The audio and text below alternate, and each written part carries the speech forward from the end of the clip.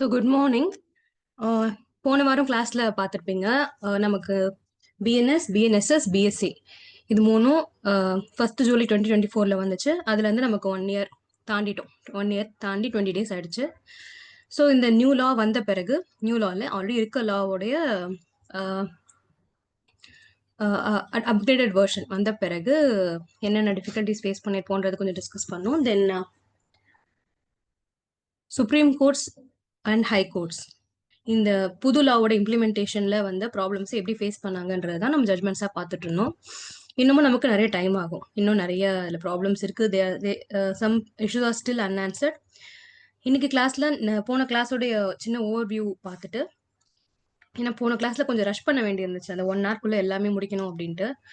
So I didn't realise that we can have a continuation. So இன்னைக்கு continuation இருக்கிறதால we will see a little bit from the earlier class என்னென்ன point miss பண்ணோமோ, then we will go to அன்னைக்கு miss பண்ண ஒரு 2-3 judgements and some recent high court judgements. High court ஜட்மெண்ட்ஸ்லேயே ரொம்ப இன்ட்ரெஸ்டான இருக்கிற சில ஜட்மெண்ட்ஸை எடுத்திருக்கேன். We can go to the next slide. I hope some of you have already attended the previous class. அப்படி இல்லைனாலும் நமக்கு இது தெரியும்ல, பிஎன்எஸ்எஸ் பற்றி கொஞ்சம் இந்த மூடுக்கு வந்துடலாம். ஸோ என்னென்ன கீ சேஞ்சஸ் பிஎன்எஸ்எஸ்ல? எஃப்ஐஆர் ரெஜிஸ்ட்ரேஷன்ல ஒன்று இருக்கா? FIR registration can be done at any police station. So jurisdiction barrier இல்லாமல் ரிப்போர்ட் பண்ணலாம். அதனால டிலேஸ் வந்து குறையும். 0 எஃப்ஐஆர் அப்படின்றது. That term is not there, but இதுதான் அந்த கான்செப்ட். தென் அஃபென்சஸ் எல்லாம் வந்து கேட்டகரைஸ் பண்ணியிருந்தாங்க ஐபிசியில். ரொம்ப ஸ்கேட்டர்டாக அந்த செக்ஷன்ஸ் எல்லாம் கேட்டகரைஸ் பண்ணியிருந்தாங்க. தென் பிஎன்எஸ்ல டெரரிஸ்ட் ஆக்ட்ஸ், அப்புறம் economic offences, organised crime, mob lynching, snatching, இந்த மாதிரி இதுக்கு முன்னாடி நேம்ஸ் கொடுக்காத இல்லை ஆல்ரெடி 2-3 அஃபென்ஸ்ல சேர்ந்து இருந்த அஃபென்சஸ்க்கு புது நேம் கொடுத்து, தனி இன்கிரீடியன்ட் கொடுத்து, தனி பனிஷ்மெண்ட் கொடுத்துட்டாங்க. And there are some procedural changes in CrPC, that is BNSS as well. Okay, இப்போ அந்த first inhuman conditions in 1382 prisons. இது இந்த வருஷம் வந்து ஜட்மெண்ட் அப்படின்னு சொல்ல முடியாது. இந்த ரெஃபரன்ஸ் வந்துட்டு ரொம்ப வருஷமா இருக்கிறது தான். இப்போ நீங்க இன்ஹியூமன் கண்டிஷன்ஸ் அப்படின்னு சொல்லி இந்த ஜட்மெண்ட் ஆன்லைன்ல தேடுறீங்கன்னு வச்சுக்கோங்களேன், அப்போவே உங்களுக்கு நிறைய ஆர்டர்ஸ் வரும். ஒரு ஆர்டர் வராது, நிறைய சம்மரிஸ் வரும்.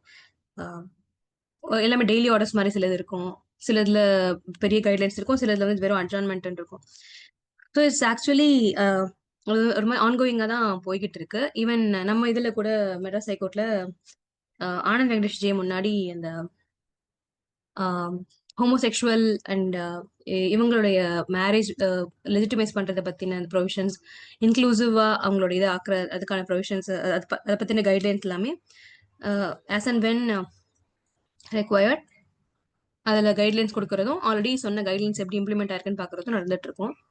ஸோ அந்த மாதிரி இந்த இன்ஹியூமன் கண்டிஷன்ஸ் 1382 பிரிசன்ஸ் அந்த இதில் என்னன்னா 2 இது மட்டும் போன கிளாஸ்ல பார்த்துருந்தோம். ஒன் இஸ் பிஎன்எஸ்எஸ்ல ஒரு இந்த ப்ரொவிஷன் கொடுத்துருக்காங்க இல்லையா, ஒரு பெனிஃபிஷியல் ப்ரொவிஷன் 479 ஆஃப் பிஎன்எஸ்எஸ். அது இது ஆல்ரெடி கம்ப்ளீட் நியூ கிடையாது, ஆல்ரெடி இதுல இருக்கிறது தான். சிஆர்பிசியில் என்னவா இருந்துச்சு? 436A இருந்துச்சு. இப்போ இதுல என்ன சின்ன வித்தியாசம்னா, ஃபர்ஸ்ட் டைம் அஃபெண்டர்ஸ் இருக்காங்கல்ல, ஃபர்ஸ்ட் டைம் அஃபெண்டர்னா இதுக்கு முன்னாடி கன்விக்ட் ஆகாதவங்க, அவங்க வந்து 1/3 ஆஃப் த மேக்ஸிமம் பனிஷ்மெண்ட்டை இதுல ட்ரையல்ல இருக்கும், அண்டர் ட்ரையலா இருக்கும் போதே இன்கார்சரேஷன்ல இருந்துட்டாங்க அப்படின்னா, then for them also this provision can be applied.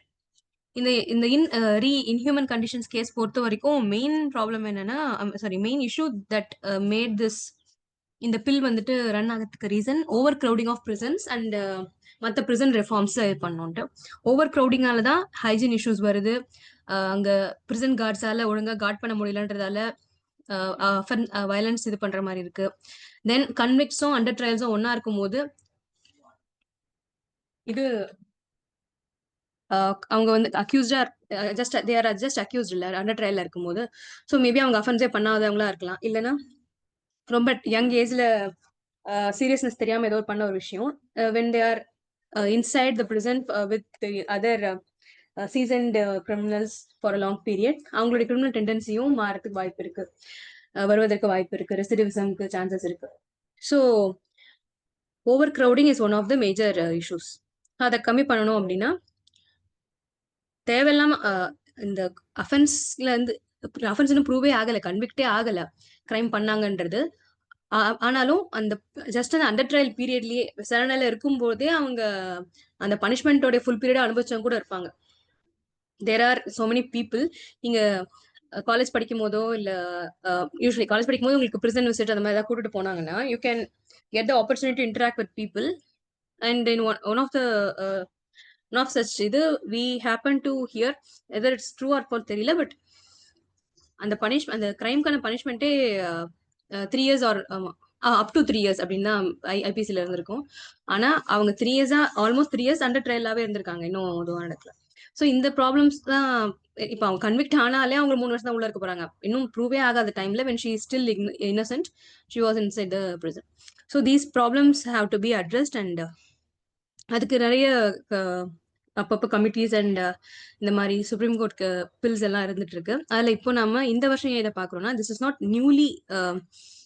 Newly filed petition, already இருக்கிறது. அதுல இப்போ என்ன புது டைரக்ஷன்னா இந்த 479 BNSS ரெட்ரோஸ்பெக்டிவா அப்ளை பண்ணுங்க அப்படின்றது. பிஎன்எஸ்எஸ்ல எதுவுமே பிஎன்எஸ்லயும் சரி எல்லாமே ப்ராஸ்பெக்டிவ் அப்ளிகேஷன் தான். Not just that these two acts, whatever act or judgment that newly comes, the operation will be prospective. Retrospective எப்போ வரும்னா it will be specifically declared by the court or the concerned legislation. இது ஏன் அப்போ retrospective apply பண்றாங்க? அப்போ court வந்துட்டு extra step போயிட்டாங்களா அவங்க லெவலை தாண்டி அப்படின்னா அப்படி இல்லை. ஒன்று விஷயம் வந்து பெனிஃபிஷியல் லெஜிஸ்லேஷனா இருக்கும்போது யூஸ்வலா அந்த லெஜிஸ்லேஷனோட பர்பஸ் பார்ப்பாங்க. வெறும் மியர் லெட்டர்ஸ் என்ன மியர் வேர்ட்ஸ் என்ன சொல்லுதுன்றது பார்க்காம அதோட பர்பஸ் என்னன்னு பார்த்தா ஓவர் க்ரௌடிங் இது பண்ணணும், அண்டர் ட்ரையல்ஸ் வந்துட்டு இன்கார்சரேஷன்ல இருந்து sometimes they serve the even the complete sentence of இது, அப்போவும் அவங்களுக்கு ட்ரையல் முடியாம உள்ளே தான் இருக்காங்க, பெயில் கிடைக்காம, இல்ல இப்படி ஒரு ரைட் அவங்களுக்கு இருக்குன்னு தெரியாம அவங்களுக்கு தெரியப்படுத்தாம இப்படிலாம் இருக்கிறதால தான் தே ஆர் பீங் அவங்களோட வாய்ஸ்லெஸ்ஸா இருக்கிறதால தான் அவங்களோட இது இருக்கு அப்படின்னு this has come into play. So இந்த நோக்கத்தை மைண்ட்ல வச்சு அப்போ இதை அப்ளை பண்ணலாம் அப்படின்னு சொல்லி கோர்ட்டு வராங்க. அப்பவும் கோர்ட் தானாகவே அதை செய்யலை, லைக் ஆர்பிட்ரரியா செய்ய தானாகவேனா வாலண்டரியான்னு சொல்ல வரல, ஆர்பிட்ரரியா அவங்களே அந்த டெசிஷனுக்கு வரல, ஏஎஸ்ஜி கிட்ட கேட்டு கவர்மெண்ட் கிட்ட இன்ஸ்ட்ரக்ஷன் வாங்கிட்டு வந்து செய்யறாங்க. ஸோ லெட்டர் அண்ட் ஸ்பிரிட்ல நாங்கள் இதை 479 ஆஃப் பிஎன்எஸ்எஸ் இம்ப்ளிமெண்ட் பண்ணணும் அப்படின்னா it should be applied to undertrials whose cases were registered before 1/7/2024. இதில் நீங்க என்ன கவனிக்கணும்னா this is not for convicts, it's only about undertrials. ஓகேவா? இது யாரும் டவுட் ஒருத்தங்க கேட்டிருந்தாங்க தனியா. அப்போ எனக்கு வந்துட்டு ஒரு அஃபென்ஸுக்கு 7 years பனிஷ்மெண்ட் 3.5 years சர்வ் பண்ணிட்டாங்கன்னா அவங்க வெளில வந்துடலாமா, அவங்களுக்கு பெயில் கொடுத்துடலாமான்னா it is not talking about convicted persons. யாரா இருந்தாலும் உங்களுக்கு தப்பு பண்ணி உள்ள போயிட்டீங்கன்னா இது நீங்க வெளில வந்துடலாம் ஹாஃப் பனிஷ்மெண்ட்லன்னு சொல்லல. This provision is applicable for untrial prisoners, which means they are still accused only. They குற்றம் சாட்டப்பட்டிருக்கிறாங்க, அவங்க குற்றவாளியாக இன்னும் இது பண்ணல. ஸோ அக்யூஸ் பண்ணவங்களுக்கு தான் குற்றம் இதுவாகிறதுக்கு முன்னாடியே இதுல இருக்காங்க. And they are not absolved of the crime, they are just released on bail. ஓகேங்களா? அதுவே ஃபர்ஸ்ட் டைம் அஃபெண்டர்ஸ்னு வரும்போது 1/3 ஆஃப் த பீரியடா இருந்தா போதும் அண்ட் பாண்ட்ல ரிலீஸ் பண்ணுவாங்க அவங்கள. இது வந்து எல்லா அஃபென்சஸ்க்கும் அப்ளை ஆகாது, ஒன்லி ஃபார் சம் அஃபென்சஸ். அந்த அஃபென்சஸ் என்னன்றது அந்த 479 பிஎன்எஸ்எஸ்ல பார்த்தீங்கன்னா கிரிக்கெட்டே பிஎன்எஸ்எஸ்ல கொடுத்துருப்பாங்க. ஸ்டார்டிங்ல என்னன்னா நாட் வித் ஸ்டாண்ட் அந்த ஒன்லி ஃபார் திஸ் பர்டிகுலர் இதுன்ட்டு it will be clearly given. For example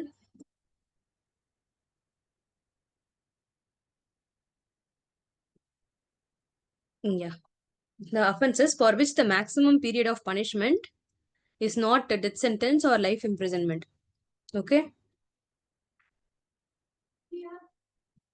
so this is about this inhuman conditions.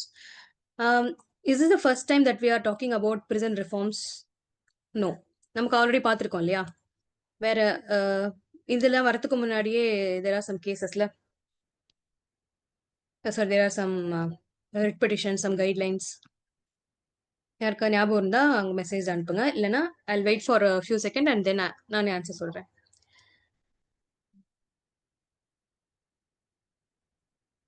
அப்புறம் இது இம்ப்ளிமெண்ட் பண்ணணும், இவங்களுக்கு அப்ளை பண்ணணும் அப்படின்றாங்கல்ல. எப்படி இவங்கள வந்து பாண்ட்ல ரிலீஸ் பண்ணணும். ஹாஃப் ஆஃப் த இது பண்ணியிருந்தா ரிலீஸ் பண்ணலாம். அதே ஃபர்ஸ்ட் டைம் அஃபெண்டர் இருந்தா 1/3 இருந்தாலே பாண்ட் வாங்கிட்டு ரிலீஸ் பண்ணலாம். சார் ரிலீஸ்ல பெயில்ல வரவிடலாம்னு சொல்றாங்கல்ல. இது எப்படி ப்ராசஸ் பண்ணணும்னா, அந்த கன்சர்ன்டு இவங்க போய் தான் பண்ணணும்ட்டு இல்ல. பிரிசனர் தான். Because it's not practically possible. And பாருங்க அவன் தான் அப்ளை பண்ணல அப்படின்னு சொல்லிட்டு விட்டுருவாங்க. யார் பண்ணணும்னா ஜெயில் சூப்பரிண்டென்ட்ஸ் பண்ணணும். They should process the bail application. They prepare and send it to the court concerned magistrate. அதன் மூலமா அவங்களுக்கு இது கிடைக்கும். ஓகேவா? ஸோ ஓகே, சரி. வேற என்னென்ன கேஸ்ல இப்படி வரும்னா,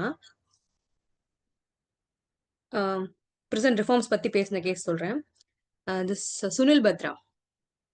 சுனில் பத்ரா வாஸ் டெல்லி அட்மினிஸ்ட்ரேஷன். படிச்சிருப்பீங்கல்ல லேண்ட்மார்க் கேஸ்லாஸ்னு. நெக்ஸ்ட் ஸ்லைட் போலாம் sir. Next slide is giving the exact provision from BNSS. அதோட எக்ஸ்பிளனேஷன் தான் கேட்டுட்டு இருந்தீங்க. அதனால இப்போ கண்ணில் பிக்சரா பார்த்தீங்கன்னா it will get better registered. Slide மாறிடுச்சா? எஸ். ஸோ இதுதான் during the period of investigation, inquiry, trial under the Sanhita of an offense under any law. என்னது? Any law. எந்த சட்டத்துக்கு கீழே ஒரு குற்றம் செஞ்சிருந்தாலும் அவங்க குற்றம் செஞ்சுட்டு குற்றம் சாட்டப்பட்டு இன்வெஸ்டிகேஷன் அல்லது இன்கொயரி அல்லது ட்ரையல்ல இருக்காங்க அப்படின்னா, அப்படி அந்த ட்ரையல் பீரியட்குள்ளேயே அவங்க பாதிக்கு 1/2 of the maximum period of imprisonment அவங்க அனுபவிச்சிருந்தாங்கன்னா then should be released on bail. இப்போ இதுக்கு சின்ன எக்ஸப்ஷன் என்ன, அந்த அஃபென்ஸ் எப்படிப்பட்டதா இருக்கக்கூடாதுன்னா ரொம்ப ஹீனியஸா, அதாவது டெத் பனிஷ்மெண்ட், டெத் பெனால்ட்டியோ இல்லை லைஃப் இம்ப்ரிசன்மெண்ட்டோ ப்ரிஸ்கிரைப் பண்ண ஒரு அஃபென்ஸா இருக்கக்கூடாது. அவ்வளோதான் கண்டிஷன். ஸோ கண்டிஷன்ஸ் பார்த்துக்கிங்களா, இன்கிரீடியன்ஸ் இதெல்லாம் இதில் நம்ம எம்சிக்யூல கேட்கும்போது கன்ஃபியூஸ் ஆகும். அ பர்சன் ஹூ வாஸ் அவங்களுக்கு ட்ரையல் கம்ப்ளீட் ஆயிடுச்சு அண்ட் ஜஸ்ட் சஸ்பென்ஷன் ஆஃப் சென்டென்ஸ்க்காக, சாரி கொஸ்டின் ஆஃப் சென்டென்ஸ்க்காக வெயிட் பண்ணிட்டு இருக்க டைம்ல அப்படின்னு வரும். அங்க கிடையாது, அந்த டைமுக்கு கிடையாது. ட்ரையல் பெண்டிங்ல இருக்கு, இன்கொயரி பெண்டிங்ல இருக்கு, இன்வெஸ்டிகேஷன் பெண்டிங்ல இருக்கு. இந்த சுச்சுவேஷன்ல அப்புறம் அந்த பண்ண அஃபென்ஸ் ரொம்ப சீரியஸ் கிடையாது அப்படின்ற சுச்சுவேஷன்ல, இட் இஸ் நாட் சீரியஸ்னா இதுதான் பனிஷ்மெண்ட்டை பேஸ் பண்ணி தான். டெத்தோ லைஃப் இம்ப்ரிசன் மட்டும் இல்லை, அதை தாண்டி அதை விட கம்மியான பனிஷ்மெண்ட்ஸ் இருக்கு. ஒரு அஃபென்ஸ் பண்ணதாக குற்றம் சாட்டப்பட்டிருக்காங்க, இந்த பெண்டிங் இருக்க டைம்லயே டிடென்ஷன்ல இருந்திருக்காங்க. ஸோ இந்த 3 கண்டிஷன்ஸும் சாட்டிஸ்ஃபை ஆனாதான் இந்த ப்ரொவிஷன் அப்ளை ஆகும். ஃபர்ஸ்ட் டைம் அஃபெண்டருக்கு இன்னொரு சின்ன இது என்ன, 1/3 ஆஃப் மேக்ஸிமம் பீரியட் இருந்தா போதும், released on bond by the court. Okay, இதுக்கு வந்துட்டு பப்ளிக் ப்ராசிக்யூட்டரை ஹியர் பண்ணிட்டு தான் போடுவாங்க. சரிங்களா? ஸோ இந்த இது முடிஞ்சிடுச்சு. So this is about this present. இப்போ வந்து அந்த இந்த ரீஇன்ஹியூமன் கண்டிஷன் ஜட்மெண்ட்ல ரீசெண்டாக இருக்கிற ஒரு one of the guidelines. So next வந்து இதே மாதிரி ப்ரிசன் ரிஃபார்ம் பத்தி வந்த இது நம்ம பார்க்கணும். அது எல்லாமே பழசு தான். ஸ்டில் இது ரிலேட்டட் டாபிக்ன்றதால it has to be referred. கண்டிப்பா எக்ஸாம்லயும் கொஞ்சம் அனலிட்டிக்கலா கேட்கணும், வெறும் புக்கிஷா கேட்கக்கூடாது அப்படின்னு நினைச்சாங்கன்னா they will ask about this question. Next slide போங்க. Sunil Batra versus Delhi administration and okay இதுலேயே இந்த ரீஇன்ஹியூமன்லேயே பார்த்தீங்கன்னா விமன் பிரிசனர்ஸ்க்கும் கொடுத்துருக்காங்க. இது சேம் 479 ஆஃப் பிஎன்எஸ்எஸ் இவங்களுக்கும் ஐ மீன் எல்லாருக்கும் அக்ராஸ் இந்தியா எல்லா ஜெயில்ஸுக்கும் அப்ளை பண்ணணும்னு சொல்லியாச்சு. இதுல இன்னும் விமன் பிரிசனர்ஸ்க்கு ஸ்பெஷல் இது எஃபர்ட்ஸ் போட சொல்லியிருக்காங்க. எப்படி, என்ன மாதிரி ஸ்பெஷல் எஃபர்ட்ஸ் அப்படின்னா, ஜெயில் ரெக்கார்ட்ஸை அப்டேட் பண்ணுங்க. ரொம்ப லெசர் சார்ஜஸ்ல இதுவா இருக்காங்க அப்படின்னா, ஜஸ்ட் ஒரு அஃபென்ஸ் அந்த மாதிரி பண்ணிட்டு உள்ள அண்டர் ட்ரையல் இருக்கவங்களுக்கு எலிஜிபிள் ஃபார் ரிலீஸ். ஓகேவா? அதுக்கு ப்ரிப்பேர் பண்ணுங்கன்னு சொல்றாங்க. Yes, I received one message. We will see what is given in the message. Okay, Suganya Shanta versus Union of India. In this case, in this writ petition, it is about caste-based discrimination in Indian prisons. Super. நான் கேட்டல அந்த prison-based prison reforms என்னென்ன prisonல என்னென்ன problems இருக்குன்னு discuss பண்ண judgements ஏதாவது சொல்லுங்க அப்படின்ட்டு. S, note பண்ணிக்கோங்க. சாட்ல எல்லாருக்கும் விசிபிளா இருக்கும்னு நினைக்கிறேன். It's for every one I think. Suganya Shanta versus Union of India. It's 2023 judgment.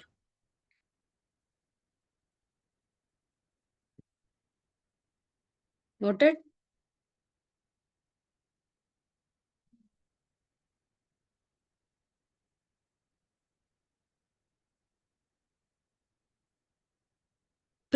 நம்ம பிரிசன் மேனுவல்ஸ் இருக்கும் இல்லையா, ஸ்டேட் பிரிசன் மேனுவல்ஸ்.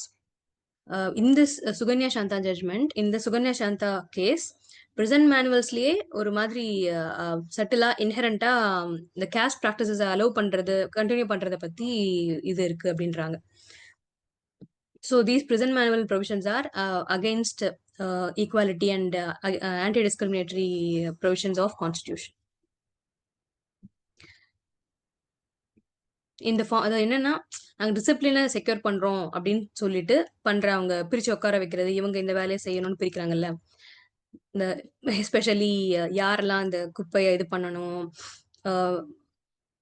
மேனுவலா இதை கிளீன் பண்றது, இது எல்லாமே யார் செய்யணும், யார் எந்த ஆளுங்களோட தங்கி இருக்கணும், ஐ மீன் ஒரே ஜெயில இருக்கணும், இந்த மாதிரி அவங்க கொடுக்குற கைட்லைன்ஸே it is very much blatantly discriminatory against 14, 15, in fact 17 of Indian Constitution.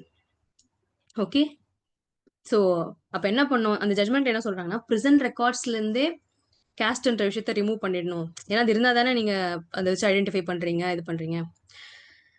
So prison manuals revise பண்றது, ஈவன் இதுலயும் சரி, அந்த இன்னொரு ஜட்மெண்ட்ஸ் ரெண்டு பார்க்க போறோம். அதுலயுமே பிரிசன் மேனுவலை சரி பண்ணுங்க, ரிஃபைன் பண்ணுங்க. ரிஃபைன் பண்ணது மட்டும் இல்லாம அந்த கார்ட்ஸ் சென்சிடைஸ் பண்ணுங்க. Prison guards, prison wardens, they should be sensitised about என்ன ஜுடிஷியரியில் என்ன சொல்றாங்கன்றது அவங்களுக்கு ஃபாலோ பண்ண தெரியணும். இல்லைன்னா நம்ம கொடுக்குற ஆர்டர்ஸ், ஜட்மெண்ட்ஸ், கைட்லைன்ஸ் எல்லாம் அப்படியே தானே இருக்கும், பேப்பர்ல தானே இருக்கும். அங்க போய் ரீச் ஆகணுன்றதான விஷயம். இல்லைன்னா திருப்பியும் ஒருத்தவங்க லெட்டர் போட வேண்டியிருக்கும். சுனில் பத்ரா லெட்டர் போட்டார்ல, அந்த மாதிரி என்ன இந்த மாதிரி பண்றாங்கன்னு சொல்லி லெட்டர் போட்டு அதுக்கப்புறம் அது ஒரு பில்லா கன்சிடர் பண்ணி பண்ண வேண்டியிருக்கும். ஓகே, எஸ், தேங்க்யூ ஃபார் அந்த Sukanya Shantha versus Union of India கேஸ்க்கு. நெக்ஸ்ட் ஸ்லைட் போலாமா? Oh, okay, I think I missed the slide in your.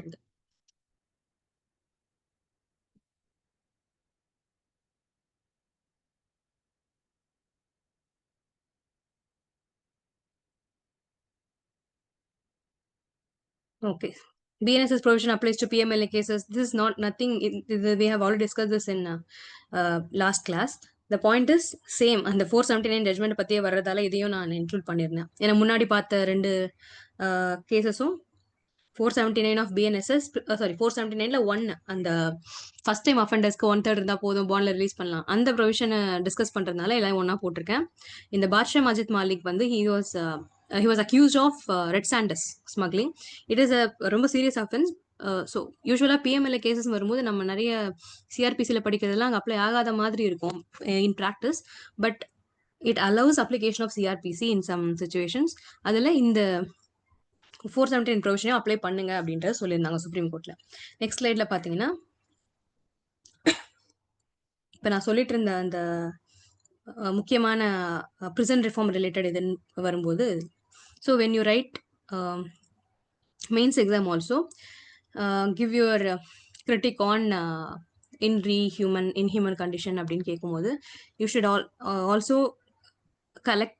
connect these points from other judgments. One is Ramamurthy versus State of Karnataka, Sunil Bhadra versus Delhi administration. Then there are two committees. Usually law commission of இந்தியாவும் நிறைய revise பண்ண suggestion கொடுத்துட்டே இருப்பாங்க. அந்த மாதிரி அவங்க கொடுக்குற சஜஷன்ஸ்ல தான் some of them will be incorporated in the next amendment பண்ணும்போது அதை கொண்டு வந்துருவாங்க. ஸோ இதுல 78th report under trial prisoners, அந்த ரிப்போர்ட்ல பிரிசன் ரெஃபார்ம்ஸ் பத்தி இது கொடுக்குறாங்க. Then Mulla committee's guidelines on prison administration, இது ரெண்டுமே நீங்க அப்புறம் தனியா பார்த்துக்கோங்க. இது இந்த ஹிண்ட் எதுக்கு கொடுக்குறோம்னா, வென் யூ ஏதாச்சும் ஒரு கேஸ் ஞாபகம் வந்தாலும் இது எல்லாத்தையுமே நீங்க கனெக்ட் பண்ணிடணும். If case is related to Sunil Batra, you have to combine. முன்னாடி ராமமூர்த்தி கேஸ் வந்துச்சு, அதுக்கப்புறம் லா கமிஷனோட ரிப்போர்ட், அப்புறம் முல்லா கமிட்டியில சொன்னாங்க, தென் ரீசெண்டா வந்த கைட்லைன்ஸ்லயும் ப்ரெசன்ட் ரிஃபார்ம் பத்தி சொல்லிட்டு இருக்காங்க. So our country is approaching towards நம்ம டிட்டரண்ட் தியரி, அப்புறம் அந்த பழிவாங்கிறது பேர் ரெட்ரிபியூட்டிவ் தியரிலேருந்து ரிஃபார்மேட்டிவ் தியரிக்கு நம்ம மாறிட்டு இருக்கோம் அப்படின்ற கான்செப்ட்லாம் எழுதலாம். இல்லை 1 மார்க்ல கூட எம்சிக்யூலையும் வரல. நான் வெறும் மெயின்ஸ் பாயிண்ட் ஆஃப் வியூலே சொல்லிட்டு இருக்கேன்னு பார்க்காதீங்க. எம்சிக்யூலையும் which of this following is connected to prison reforms அப்படின்னா you can collect these points. இது வெறும் ரொம்ப எது ஈஸியாக ஞாபகம் வச்சுக்க முடியுமோ அந்த மாதிரி கீ பாயிண்ட்ஸ் மட்டும் தான் இதில் கொடுத்துருக்கேன். இந்த இதில் பார்த்தீங்கன்னா ராமமூர்த்தி கேஸ் பார்த்தீங்கன்னா அதில் என்னென்ன இஷ்யூஸ் அட்ரஸ் பண்ணாங்கன்றது மட்டும் தான் இங்கே சொல்லியிருக்கேன். இஷ்யூஸ் வந்துட்டு over crowding, that we know. யூஸ்வலா இதுலயும் அப்படிதான். ஓவர் கிரௌடிங், டிலே இன் ட்ரையல்னால நிறைய பேர் அண்டர் ட்ரையல் பிரிசனர்ஸா இருக்காங்க. உள்ள இருக்கும்போது torture and ill treatment, this is அந்த கஸ்டோடியல் டார்ச்சர் அதெல்லாமே வி நீட். இங்க படிக்கிறோம், இதை தாண்டியுமே we should come up with some sustainable solution to avoid these injustices. Neglect of health and hygiene, definitely இது ரெண்டும் இது இன்டர்லிங்க்டு. இன்அடிக்குவேட் க்ளோதிங், இதுவும் ஓவர் க்ரௌடிங்கோட லிங்க்டு. ப்ரிசன் வைசஸ், அங்கே உள்ள நடக்கிற தவறுகள். டெஃபிஷியன்சி இன் கம்யூனிகேஷன் அப்படின்னா இதுவும் பீப்புள் அவங்களுடைய ஃபேமிலி மெம்பர்ஸோட கம்யூனிகேட் பண்ண முடியல அவங்களால, அண்ட் அவங்களுடைய கிரீவன்சஸை ஜெயில் வார்டன்ஸ் அண்ட் கார்ட்ஸ் கிட்ட இன்ஃபார்ம் பண்ண முடியல அப்படின்றது. அடுத்த கான்செப்ட் பாருங்க, ஓப்பன் ஏர் பிரிசன்ஸ். இந்த ஓப்பன் ஏர் பிரிசன்ஸ் பத்தி உங்களுக்கு தெரியுமா? ஓப்பன் ஏர் பிரிசன்ஸ் அப்படின்னா பிரிசன்னாலே இந்த பார்டு ஒயர்ஸ் அண்ட் ஃபுல்லாக பெரிய பெரிய வால்ஸ் இருக்கும், தப்பிச்சு போக முடியாத மாதிரி. தட் இஸ் அவங்களுக்கு வெளி உலகமே பார்க்க முடியாது. நடுவில் அந்த இந்த டைம் கொடுப்பாங்க இல்லையா, அப்போ மட்டும்தான் they will be coming and seeing ஸ்கையவே அவங்க அப்போ தான் பார்ப்பாங்க. ஸோ இந்த மாதிரி சுச்சுவேஷனில் நார்மலாக இருக்கவங்களுக்கு கூட ஒரு வேளை ரொம்ப சின்ன தப்பு பண்ணிட்டு போனவங்களோ, இல்லை அண்டர் ட்ரையல் பிரிசனர்ஸ் இன்னும் கன்விக்ட் நிஜமாக தப்பு பண்ணாமல் just அக்யூஸ்டாக போயிருக்கவங்களோ, they will suffer so much of mental illness.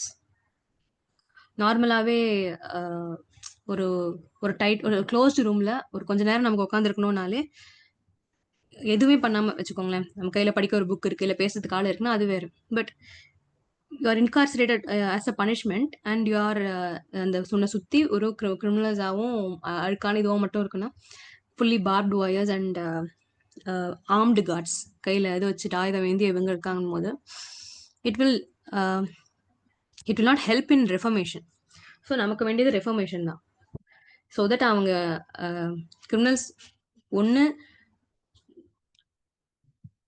From the அவங்கள ரெஸ்ட் ஆஃப் த வேர்ல்டு கிட்டேருந்து காப்பாற்றணும், லைக் சாரி அவங்க கிட்டேருந்து அதே மாதிரி அவங்க க்ரைம் பண்ணாமல் தடுக்கணும் அப்படின்றது. Secondly, when that person goes to outside world, எப்படி இருந்தாலும் ஒரு 7 வருஷம் கழிச்சு இல்லை 10 வருஷம் கழிச்சு ரிலீஸ் ஆகி போகிறாங்க அப்படின்னும் போது they should have lost that negative character. அந்த கிரிமினல் டெண்டன்சியை லூஸ் பண்ணிட்டு ஈஸியாக சொசைட்டிக்குள்ளே அசிமுலேட் ஆகிற ஒரு பர்சனாக தான் அவங்க போகணும் அப்படின்றதுக்காக தான் இந்த ப்ரொவிஷன்ஸ்லாம் பண்ணுறோம். ஸோ இங்கே சுனில் பத்ராவில் பார்த்தீங்கன்னா கொஞ்சம் இது ஓகே ஃபுல்லாக தான் வருதா, ஸ்க்ரீன் ஃபுல்லாக வரல, ஜூம் அவுட் பண்ணிக்கோங்க. இப்போ இந்த சுனில் பத்ரா கேஸில் சுனில் பத்ரான்றது யாரு? He is a prisoner in Tihar jail. He writes a letter to the Supreme Court alleging abuse by police personnel, so prison guards வந்து அபியூஸ் பண்றாங்க, ரொம்ப டார்ச்சர் பண்றாங்க, அந்த ராட்ஸை வச்சுட்டு அடிக்கிறது இந்த இதெல்லாம்.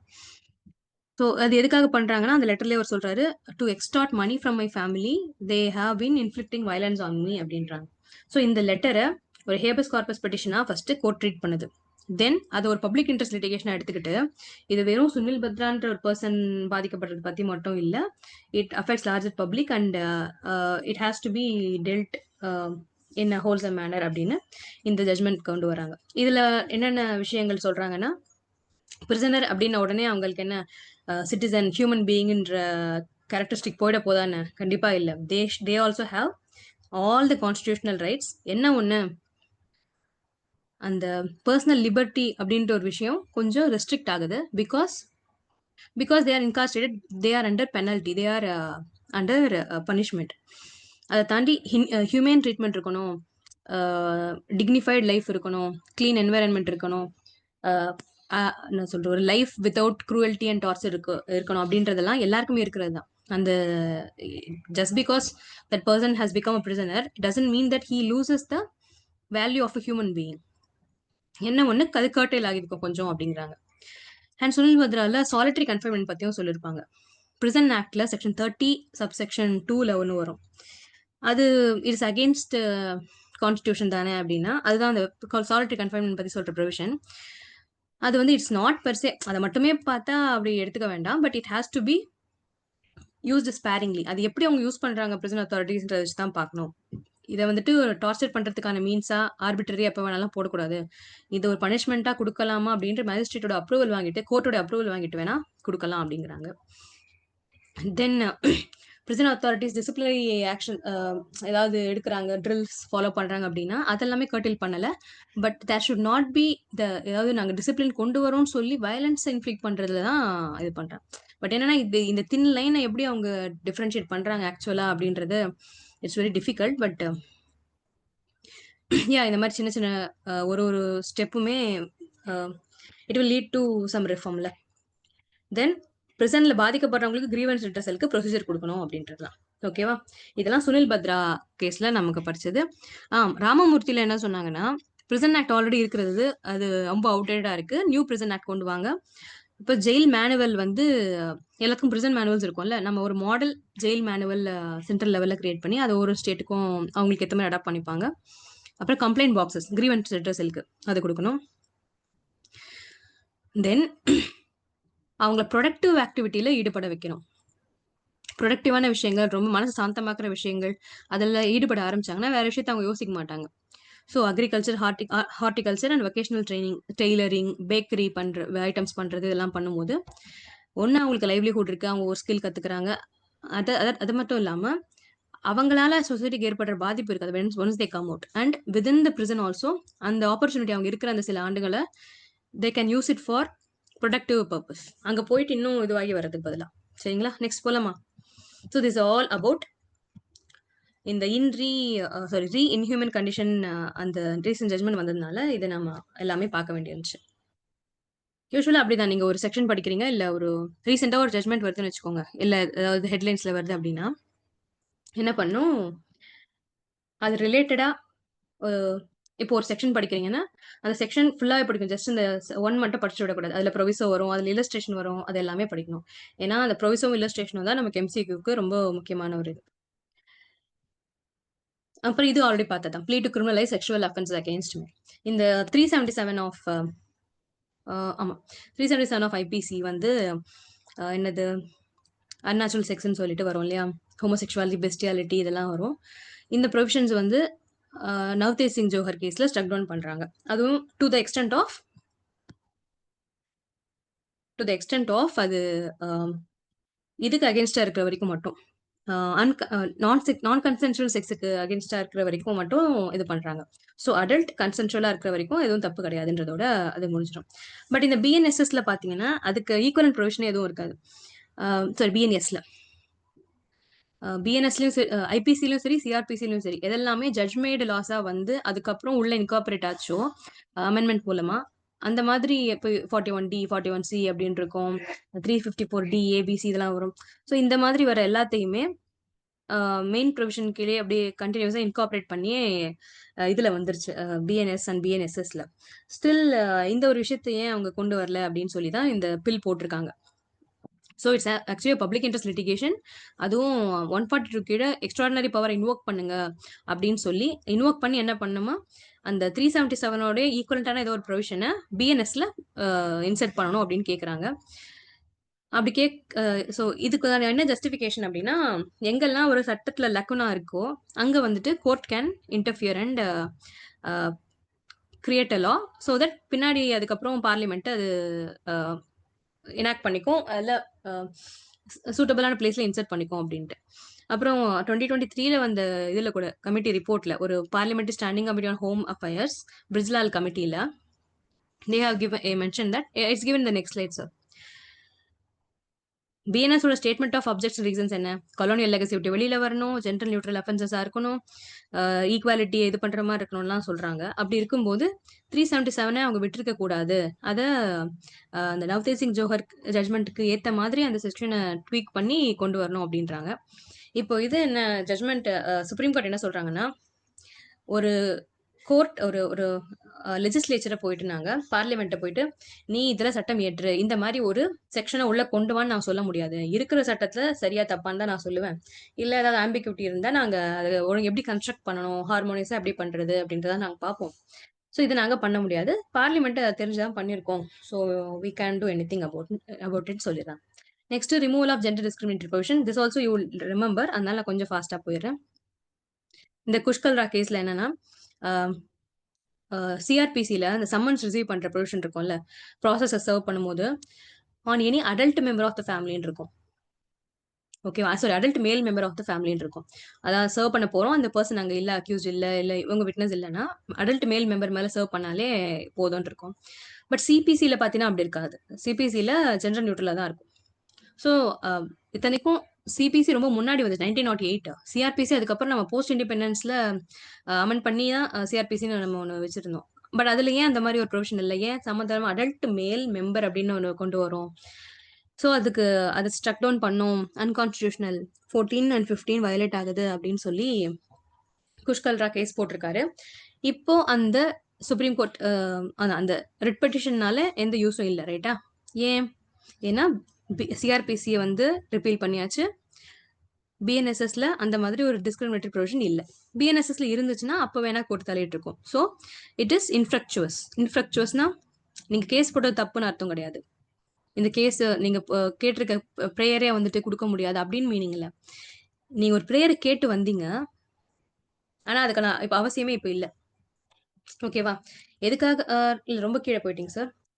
எந்த ப்ரேயருக்கு கேட்டு வரீங்களோ அந்த ப்ரேயருக்கு இப்ப அவசியம் இல்லை அப்படின்றதுதான். ஸோ அதனாலதான் எஸ்சி க்ளோஸ் திஸ் பெட்டிஷன். ஓகேவா? ஸோ மீனிங் புரிஞ்சதுல? இன்ஃப்ரக்சுவஸ்னா என்னது? சாரி, கச் கச்சன் இருக்கு, நான் டைப்பே பண்ணிடுறேன்.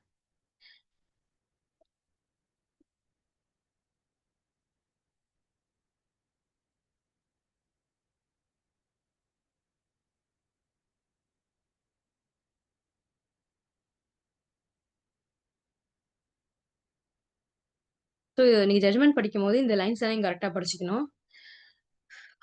அலவுட் இன் பார்ட், அப்புறம் allowed only to the extent of அப்படின்னு வரும். ஸோ அதெல்லாம் வரும்போது you have to be careful. So அந்த அப்படி அப்படி சொல்லும் போது உங்களுக்கு என்ன சொல்றாங்கன்னு புரிய வரல அப்படின்னா அந்த ஜட்மெண்ட்டோட சம்மரியை வந்துட்டு எஸ்சிசிலயோ இல்ல லைவ் லா, எஸ்சிசி ஆன்லைன், ஆமா எஸ்சிசி அப்சர்வர் இல்ல லைவ் லா இல்ல பார் அண்ட் பெஞ்ச் இதெல்லாம் அவங்க எக்ஸ்பிளைன் பண்ணிருப்பாங்க. அதை படிச்சா அவங்களுக்கு புரியும். ஓகே, சரி நெக்ஸ்ட் போலாமா?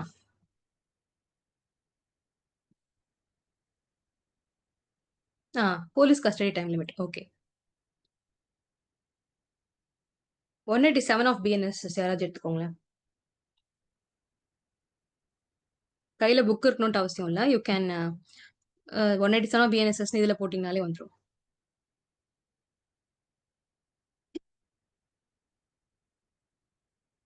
எடுத்தாச்சா? சாட்ல போடுறீங்களா?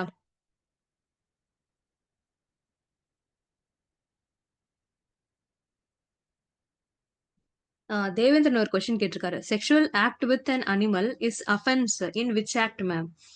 So sexual act with an offence animal அப்படின்றது நம்ம prevention of cruelty to animals கீழே வேணா கொண்டு வரலாம். ஐபிசி கீழே இப்போதைக்கு இல்லை. இல்லை அதை தாண்டி வேற ஏதாவது லால இருக்குதுன்னா ப்ளீஸ் என்லைட்டன் மீ. ஐபிசியில் இல்லைன்றது மட்டும் சரி, இப்போ இருக்க பிஎன்எஸ்ல இல்லை. பிசிஏல வேணா கொண்டு வரலாம்.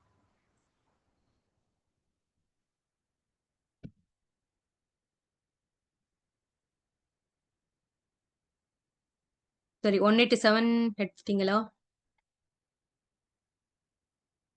Okay, 187 is equivalent of 167. CrPC 167ல என்ன வரும்?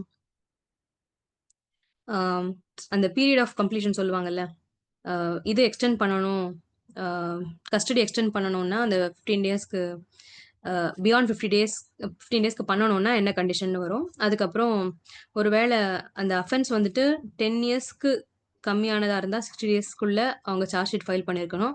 அப்படி பண்ணாத பட்சத்துல that person is entitled to be released on fail, அதான் ஸ்டாச்சுட்டரி பெயில்னு சொல்லுவோம். அடுத்தது 90 டேஸ், 10 இயர்ஸ்க்கு மேல இருக்கிற பனிஷ்மெண்ட் இருக்க அஃபென்சஸ் பண்ணியிருந்தாங்க, அதுல அக்யூஸ் ஆயிருந்தா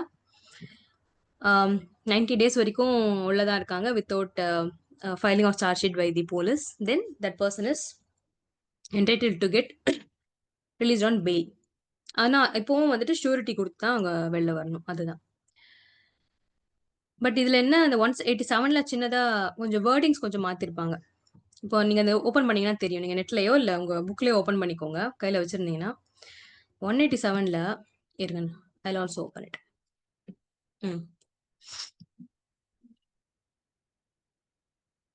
okay. An offense punishable for 10 years or more, அதாவது 10 years ஸ்டார்டிங் ஆர் மோர், அதுக்கு மேல அப்படின்னா threshold, that is minimum is 10 years, அதுல இருந்து எவ்வளவு வேணா போலாம் அப்படின்னு தான் meaning. Okay. If the punishment is between 1ல இருந்து 10 இயர்ஸ் வரைக்கும், 1 இயர்ல இருந்து சம் ஃபியூ மந்த்ஸ்ல இருந்து அப் டு 10 இயர்ஸ், தென் 60 டேஸ் தான் இருக்கும். ஓகேவா? So 187(3) of BNSS cannot be pressed for police custody as probe for offences punishable up to 10 years must be completed in 60 days.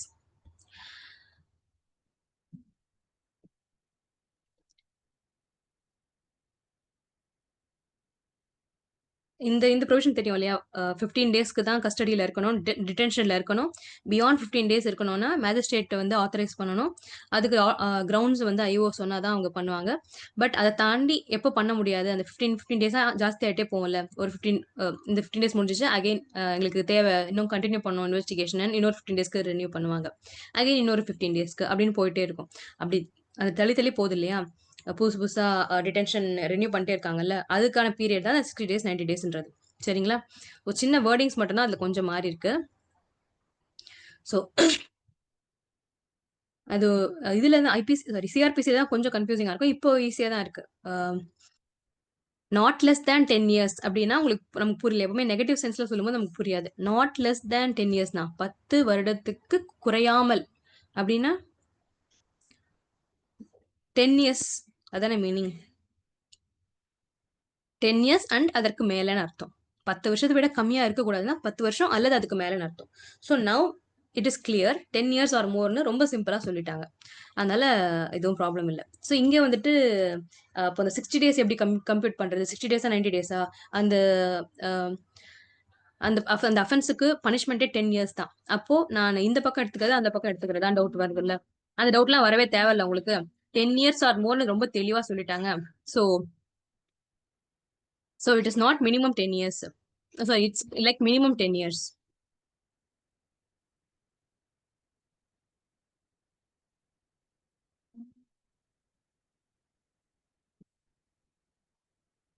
இதுல அந்த 40 டேஸ் கணக்கு என்னன்னா 50 டே எஸ் அந்த 15 டேஸ் போலீஸ் கஸ்டடி இதுல கேக்குறாங்கல்ல, magistrate கிட்ட போய் கேட்பாங்க இல்லையா டிடென்ஷனுக்கு, that has to be sought within first 40 days of offences. Okay. Up to 10 years பனிஷபிளுக்கு எது 1 இயர்ல இருந்து ஆர் ஃபியூ மந்த்ஸ்ல இருந்து 10 அப் டு 10 மேக்ஸிமம் 10 இயர்ஸ் அப்படின்னு இருக்க பனிஷ்மெண்ட்ஸ்க்குலாம், அப்படின்னு பனிஷ்மெண்ட் இருக்க அஃபென்சஸ்க்குலாம் இந்த 15 டேஸ் போலீஸ் கஸ்டடியை ஃபர்ஸ்ட் 40 டேஸ்க்குள்ள வாங்கணும் அப்படின்றாங்க. So that need not be a continuous 15 days. Arrest பண்ணது வந்து 15 டேஸ் அப்படிலாம் அவசியம் இல்லை. அரெஸ்ட் அது ஃபர்ஸ்ட் 15 டேஸா இருக்கலாம், இல்லை ஒரு எஃப்ஐஆர் போட்டதுல இருந்து 10 டேஸ் கழிச்சு அடுத்த 15 டேஸ் வாங்கிக்கலாம். ஸோ அந்த 15 டேஸ் எங்க பிளேஸ் ஆகும்ன்றதான் சொல்றாங்க. மேக்ஸிமம் பனிஷ்மெண்ட் இஸ் 10 இயர்ஸ்க்கு தான் இது. 10 இயர்ஸ் ஆர் மோர்ன்றது எங்க வருது? 10 இயர்ஸ் ஆர் மோர்ன்றது 90 டேஸ் கீழே தானே வரும். ஸோ ஒரு நிமிஷம், 10 ஆர் மோர் அப்படின்னாலே என்ன அர்த்தம்? இந்த 10ன்றது இன்க்ளூசிவ்னு அர்த்தம், ரைட்டா? மோர் தேன் 10ன்னு சொல்லல, 10 அல்லது 10 விட அதிகமா அப்படின்றாங்க. So 10 is included. எங்கெல்லாம் அஃபென்ஸோடைய மேக்ஸிமம் பனிஷ்மெண்ட் வந்து 10 இயர்ஸோ அதுக்கு நம்ம அந்த 15 டேஸ் எக்ஸ்டெண்ட் ஆகி 90 டேஸ் வரைக்கும் போச்சுன்னா தான் மேண்டேட்டரி பெயில் எதுவாகும். அப்படி இல்லை 9 இயர்ஸ் 364 டேஸ் அப்படின்னீங்கன்னா கூட then only it will come under அந்த 60 டேஸ் கேட்டகரிக்குள்ள வரும். சரிங்களா? ஸோ பழசுல தான் நமக்கு சிஆர்பிசில தான் கொஞ்சம் கன்ஃபியூஷன் இருந்துச்சு. என்னன்னு நாட் லெஸ் தேன் 10 இயர் அப்படின்னு வரும்போது சரியா விளங்காம இருக்கும். இப்போ பிரச்சனையே இல்லை, சொல்லிட்டாங்க இது லெஸ் தேன் 10 இயர்ஸ். அடுத்தது 10 அல்லது 10க்கு மேல. Simple. Okay,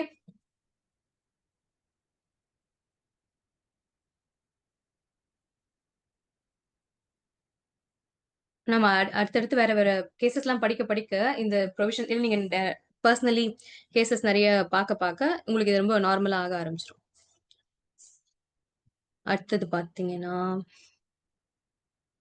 S, Hyder Ali versus Hyder Ali இப்பதான் பார்த்தோம், state of Karnataka. So these are supreme court judgments only. அப்புறம்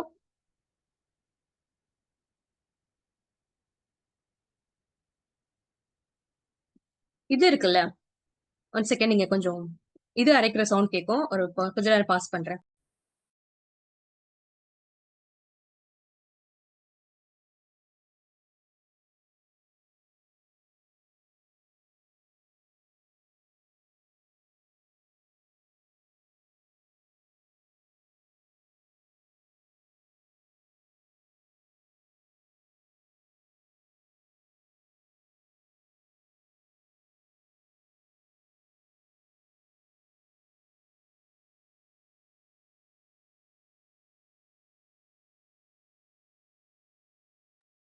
ஓகே, இங்க எங்க பக்கத்துல மிக்சர் சவுண்ட் கேட்டே இருந்துச்சு, அதனால தான் டிஸ்டர்பன்ஸா இருக்கும், க்ளோஸ் பண்ணிட்டேன். எஸ். அடுத்தது பாத்தீங்கன்னா இந்த எஃப்ஐஆர் ஃபைல் பண்றதுல இருக்கிற அந்த ப்ரொசீஜர் ஒன்று சொல்லுவாங்கல்ல.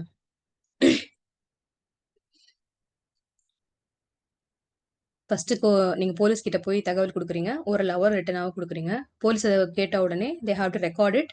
அந்த ஓரலா இருக்க ரிட்டன் ஃபார்ம்ல ரெடியூஸ் பண்ணிட்டு எஃப்ஐஆர் ஃபைல் பண்ணி திஸ் இஸ் உங்க அந்த எஃப்ஐஆர் உங்களுக்கு படிச்சு காட்டி உங்ககிட்ட சைன் வாங்கி அது உங்ககிட்ட. ஸோ இப்படின்னு ஒரு ப்ராசஸ் இருக்கு. இதுல நீங்க கொண்டு போய் கொடுக்குறீங்க, போலீஸ் வந்துட்டு இல்லையே இதுல காக்னிசபிள் அஃபென்ஸ் மேட் அவுட் ஆகல, இல்ல காக்னிசபிள் அஃபென்ஸ் இருக்குன்னே வச்சுக்கோங்க, பட் அவங்க they are refusing to file FIR. சும்மா கூப்பிட்டு என்கொயர் பண்ணி மட்டும் அனுப்பிடுறாங்க. இல்லைங்க நீங்க சிவில் கோர்ட்ல பாத்துக்கோங்க, இல்லைன்னா டிலே பண்ணிட்டே இருக்காங்க ஏதோ ரீசனுக்காக. அப்ப என்ன பண்ணுவோம், ரெஜிஸ்டர்ட் போஸ்ட்ல சுப்பீரியர் போலீஸ் ஆஃபீஸருக்கு அனுப்புவோம்.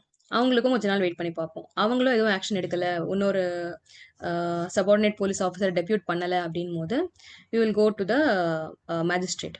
156(3) கீழே நம்ம டைரக்ட் இன்வெஸ்டிகேஷன் அப்படின்னு சொல்லி போகும். Magistrate can direct investigation. அது ஜஸ்ட் அந்த பெட்டிஷன் போட்டாங்க அப்படின்றதுக்காகவே இது பண்றாங்க இல்லையா, அப்படி பண்ணிடக்கூடாது அப்படின்னு. பிஎன்எஸ்எஸ் வந்த பிறகு, இதுக்கு பிஎன்எஸ் வரதுக்கு முன்னாடி தட்ஸ் டிஃப்ரெண்ட். அப்போ நமக்கு 156(3) கீழே ஃபைல் பண்ற அந்த பெட்டிஷன் எப்படி இருக்கணும்ன்றதுக்கெல்லாம் சில கைட்லைன்ஸ் எல்லாம் கொடுத்துருக்காங்க பிரியங்கா ஸ்ரீவஸ்தவ் கேஸ்ல. இந்த ஓம் பிரகாஷ் அம்பேத்கர் கேஸ் இப்போ பிஎன்எஸ்எஸ் வந்துருச்சு. பிஎன்எஸ்எஸ்ல 175 சப்செக்ஷன் 3 என்ன சொல்லுது, எஃப்ஐஆர் ரெஃப்யூஸ் பண்ணிட்டாரு ஒரு போலீஸ் ஆஃபீஸர். ஏன் ரெஃப்யூஸ் பண்ணீங்க, உங்க சைட் காரணம் என்ன, நீங்க ஏன் இதுல வந்து ஒரு காக்னிசபிள் அஃபென்ஸ் இல்லைன்னு நினைக்கிறீங்க அப்படின்னு அவங்க கேட்கணும். அப்படி கேட்ட பிறகுதான், அது கேட்டு அந்த ஜட்ஜுக்கு கன்வின்ஸ் ஆகல, மேஜிஸ்ட்ரேட்டுக்கு கன்வின்ஸ் ஆகலைன்ன பிறகுதான் இதுக்கு டைரக்ட் பண்ணும், எஃப்ஐஆர் ரெஜிஸ்டர் பண்ணுங்க, இன்வெஸ்டிகேட் பண்ணுங்க அப்படின்னு டைரக்ட் பண்ணும். அப்படி இல்லாம ஒரு மெக்கானிக்கலா ஓகே இந்த இது கீழே பெட்டிஷன் வந்துச்சா, ஓகே இந்த இது ரெஜிஸ்டர் போஸ்ட்ல அனுப்பியிருக்காங்களா, ஐடி கார்டு வந்திருக்கா, இவருக்கு அனுப்பியிருக்காங்களா, ஐடி கார்டு வந்திருக்கா, சரி இந்த பெட்டிஷன்ல அஃபிடவிட் வச்சிருக்காங்களா, ஓகே இப்படின்னு மெக்கானிக்கலா ஏதோ ஒரு அட்மினிஸ்ட்ரேட்டிவ் யூஸ் இது மாதிரி பண்ணாதீங்க. சும்மா ருட்டீனா யூஸ் பண்ணிட்டு இருக்காதீங்க. Use it properly. Ask the concerned inspector or police concern whether as to whether he has exercised any rationality, இதுல என்ன காரணத்துக்காக பண்ணிருக்கீங்க, ரெஃப்யூஸ் பண்ணீங்க, எதுக்காக பண்ண மாட்டேன் இதுல கேஸ் இல்லைன்னு சொல்லி அனுப்புனீங்கன்னு கேட்டுட்டு அதுக்கப்புறமா நீங்க இது பண்ணலாம் அப்படின்ட்டு. ஓகேவா, அதுக்கப்புறமா உங்களுக்கு இதுவாக ஜஸ்டிஃபை ஆகலைன்னா மட்டும் பாஸ் பண்ணலாம். ஏன்னா பப்ளிக் சர்வன்ட்ஸ் இது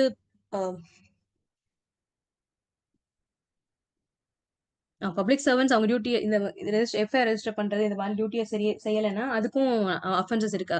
அதுக்கும் உங்க அகேன்ஸ்டா கேஸ் போட முடியும். ப்ரொவிஷன்ஸ் இருக்கு. இன் திஸ் பிஎன்எஸ்எஸ் அதுக்கான ப்ரொடெக்ஷன் கொடுத்துருக்காங்க. ஓகே, நெக்ஸ்ட் பாத்தீங்கன்னா இது இஸ் ஓகே. எப்படி பிஎம்எல்ஏக்கும் பிஎன்எஸ்எஸ் ப்ரொவிஷனல் எக்ஸ்டெண்ட் பண்ணலாம் அப்படின்னாங்களோ அந்த மாதிரி ஜிஎஸ்டி அண்ட் கஸ்டம்ஸ் ஆக்டுக்கும் எக்ஸ்டெண்ட் பண்ணலாம் அப்படின்னு சொல்லியிருக்காங்க. ஓகே, அது என்ன ப்ரொவிஷன்ஸ்? அரெஸ்ட் ரிலேட்டட், அரெஸ்ட் ஆகட்டும், பெயிலா இருக்கட்டும், இது எல்லாமே ஜிஎஸ்டி அண்ட் கஸ்டம்ஸ் ஆக்டுக்கும் அப்ளை பண்ணலாம். ஓகே, இப்போ நெக்ஸ்ட் இந்த குஷால் குமார் கேஸ் போனீங்கன்னா it will be interesting one. This is about pre cognizance hearing. Pre cognizance hearing வரும், ப்ரிலிமினரி என்கொயரி வரும், அதுக்கப்புறம் ரெஃப்யூசல் ஆஃப் போலீஸ் ஆஃபீஸர். இது பத்தி இதுல என்ன ஹியரிங் எப்படி நடக்கணும்னு வரும். ஸோ இதெல்லாம் நீங்க செக்ஷன்ஸ் கன்ஃபியூஸ் ஆகிக்கூடாது. நீங்க ஸ்டோரி மாதிரி சொல்லி பார்த்தீங்கன்னா it will be better for you. Next slide போயிடுச்சா? Pre cognizance hearing in 223. அது என்ன ப்ரீ காக்னிசன்ஸ் ஹியரிங்னா, இந்த பிஎம்எல்ஏ கேஸ்ல 1 செகண்ட். யா,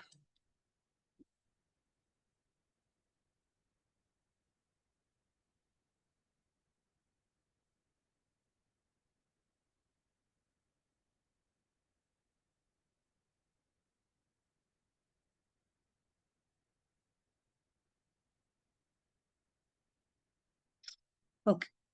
223 ஆஃப் பிஎன்எஸ்எஸ் அதுல என்ன வரும்? How a magistrate should take cognizance of an offense based on a complaint. Private complaint சொல்லுவோம்ல. So அது பிரைவேட் கம்ப்ளைண்ட் எங்க சொல்ல மாட்டாங்க. ஒன்று வந்துட்டு போலீஸ் ஆஃபீஸர் மூலமா வருது, நெக்ஸ்ட் கம்ப்ளைண்ட் மூலமா வருது. இங்க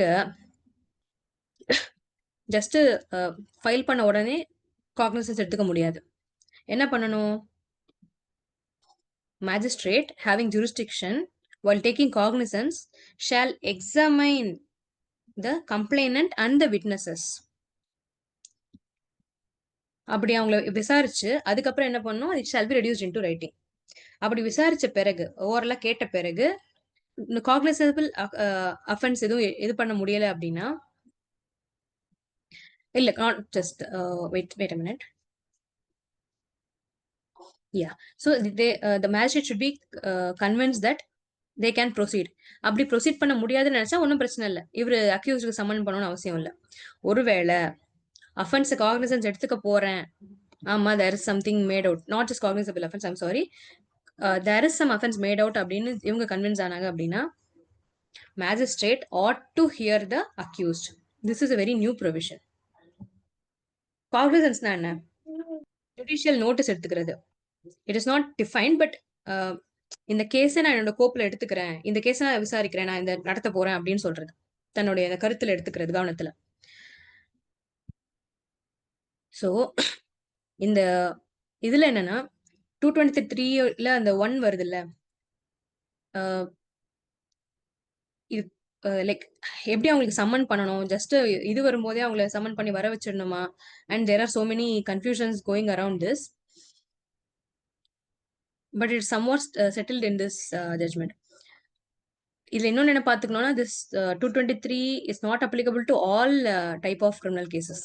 ஓகே,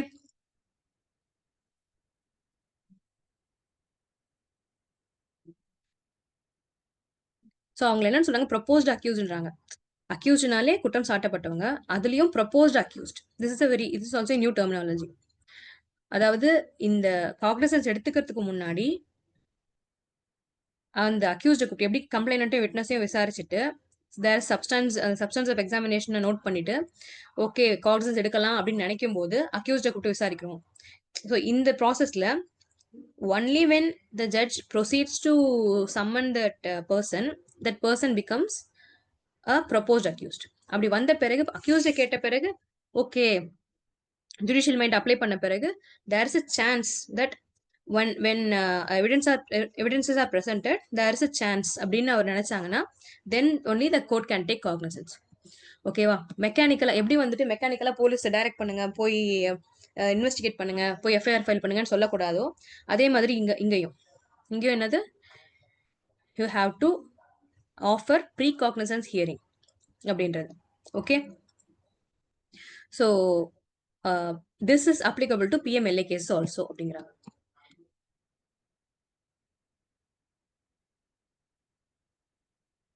இதுக்கு ஈக்குவலண்டா சிஆர்பிசில இல்ல. So remember this as a new addition.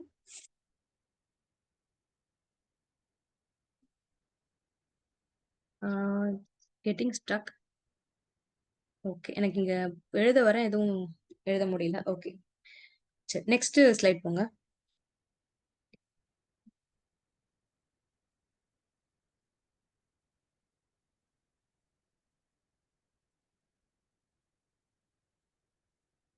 Preliminary enquiry. Preliminary enquiry பத்தி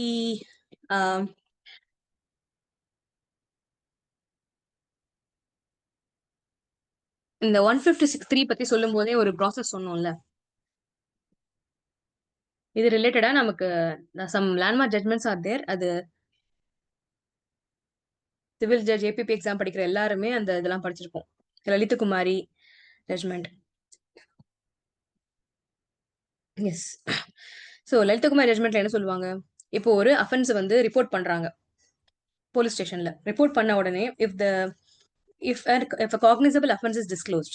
cognizable offense என்ன, சிஆர்பிசில அப்போ சிஆர்பிசில காக்னிசபிள் அப்படின்ற காக்னிசபிள் ஐடென்டிஃபை பண்ண அஃபென்ஸ் எதுவும் அதுதான் காக்னிசபிள், புலன்கொள்ளத்தக்க குற்றங்கள். ஸோ அப்படி அந்த மாதிரி ஒரு அஃபென்ஸ் டிஸ்க்ளோஸ் ஆகுது அப்படின்னா போலீஸ் என்ன பண்ணணும், இம்மீடியட்டா எஃப்ஐஆர் ஃபைல் பண்ணும். ஓகேவா? ஸோ திஸ் இஸ் அந்த லலிதகுமாரி கேஸ்ல வருது. அதுலயும் அப்படிதான், இந்த ஜூரிஸ்டிக்ஷன் கிடையாது, அது தள்ளி போடுறது, டிலே பண்றது அதெல்லாம் பண்ணக்கூடாது. இம்மீடியட்லி எஃப்ஐஆர் ரெஜிஸ்டர் பண்ணிட்டு இன்வெஸ்டிகேஷன் ஸ்டார்ட் பண்ணும் அப்படின்றது தான். அதுலயே சில எக்ஸப்ஷன்ஸ் வரும். பார்க்கும்போது அது காக்னிசபிள் அஃபென்ஸா தெரியாது. பட் கொஞ்சம் என்கொயரி பண்ண ஆரம்பிச்ச பிறகுதான் அது நிஜமா காக்னிசபிள் அஃபென்ஸ் வருதா, இல்ல நான் காக்னிசபிள் அஃபென்ஸ் வருதா, இல்ல ஃபர்ஸ்ட் ஆஃப் ஆல் எதுவும் எந்த அஃபென்ஸாவது மேட் அவுட் ஆகுதான்றதே என்கொயரி பண்ண பிறகுதான் தெரியும். அப்படின்னா ஃபார் எக்ஸாம்பிள் மெடிக்கல் நெக்லிஜென்ஸ் இல்ல ஃபேமிலி ரிலேட்டட் மேட்டர்ஸ், இதுல எல்லாம் வந்து ப்ரிலிமினரி என்கொயரி பண்ணிட்டு பண்ணலாம் அப்படின்னு வருது. அப்படின்னா அந்த ஜட்மெண்ட்ஸ் அதுக்கு after Lalithakumari there are some follow-up judgments that further clarified and improved that proposition of law. இப்போ இதுல என்ன பண்றாங்க, பிஎன்எஸ்எஸ்ல பாத்தீங்கன்னா, வெயிட், 173(1). ஓகே, 173(1) என்ன சொல்லுது பிஎன்எஸ்எஸ்ல?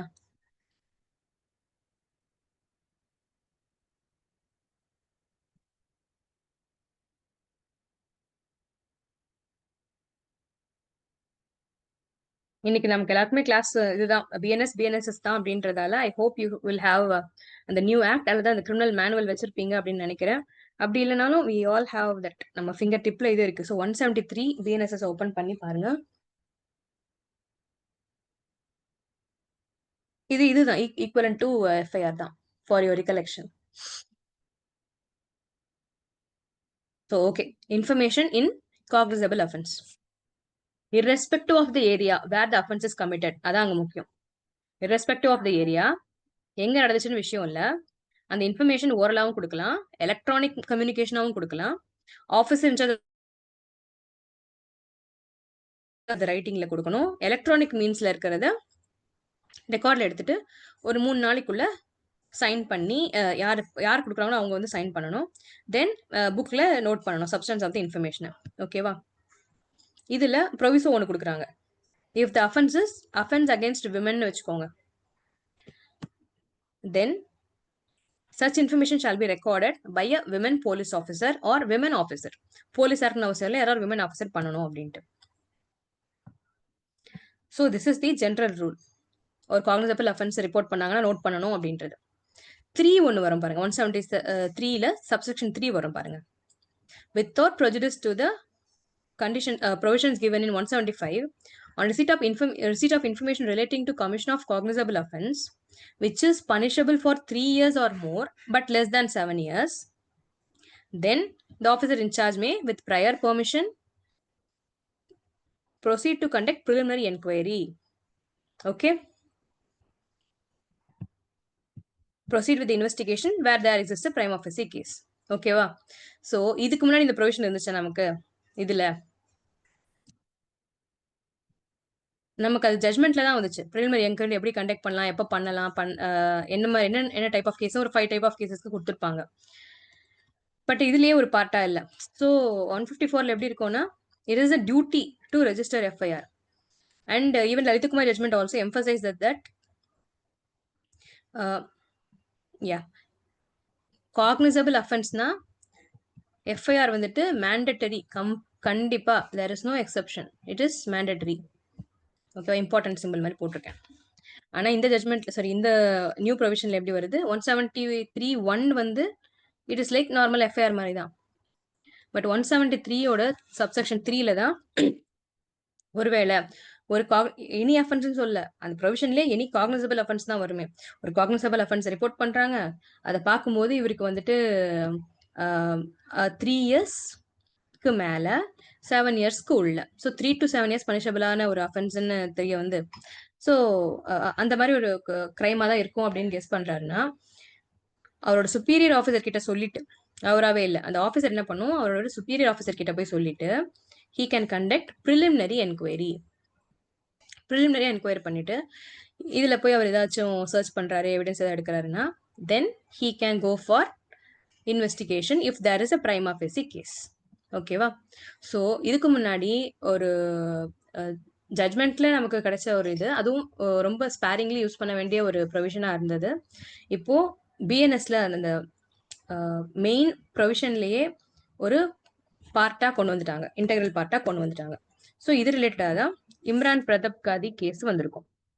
இது என்ன கேஸ்ன்னு பாத்தீங்கன்னா, ஒரு காங்கிரஸ் மெம்பர் ஆஃப் பார்லிமெண்ட் அவரு எழுதின போயம் வந்துட்டு இதுவா இருக்கு அப்படின்னு சொல்லி அவர் மேல கேஸ் போட்டிருப்பாங்க.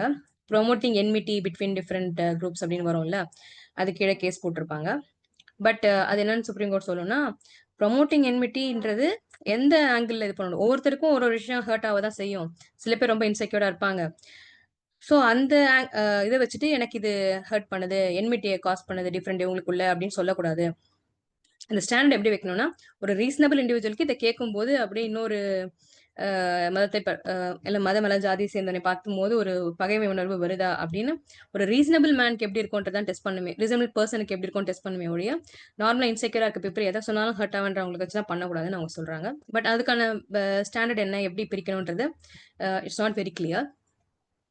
ஸோ இந்த கேஸ்ல என்னன்னா, இதுல காக்னிசபிள் அஃபென்ஸ்னு இல்லைங்க, அஃபென்ஸே எதுவும் மேட் அவுட் ஆகலையே, இதுல எப்படி நீங்க பாட்டுக்கு டக்குன்னு ஒரு எஃப்ஐஆர் போட்டீங்க? It is like a very mechanical exercise. உங்ககிட்ட பவர் இருக்குன்றதால abuse of process of law பண்றீங்க.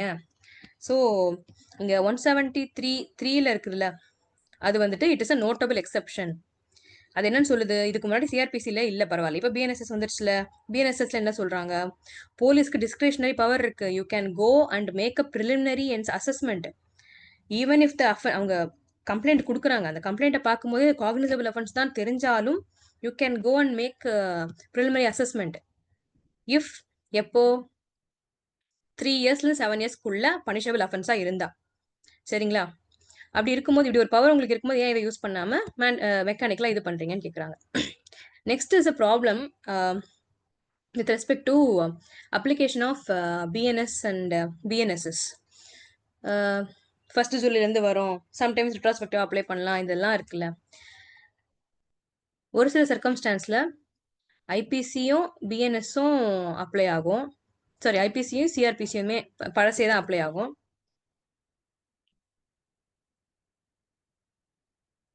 ஒரு சிலதுல என்ன ஆகும்னா ஐபிசியும் பிஎன்எஸ்எஸும் அப்ளை ஆகும். ஒரு டைம்ல பிஎன்எஸும் பிஎன்எஸ்எஸும் அப்ளை ஆகும். இது எதை வச்சு அப்ளை ஆகும் அப்படின்னா, டேட் ஆஃப் த அஃபென்ஸை வச்சு. இதுதான் இங்க கவனிக்கணும் நீங்க.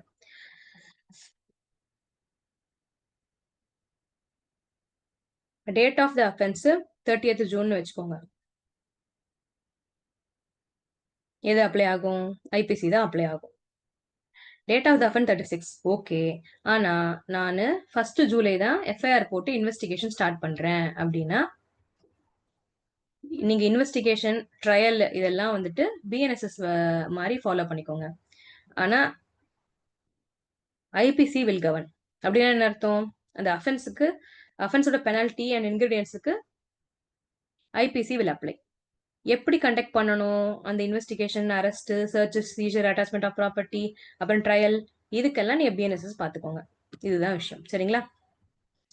என்னைக்கு எஃப்ஐஆர் ஃபைல் பண்ணாங்க அப்படின்றத பார்க்காதீங்க. எஃப்ஐஆர் ஃபைல் பண்ணதை வச்சு ஐபிசியா பிஎன்எஸ்ஆன்ற டிசைட் பண்ண முடியாது.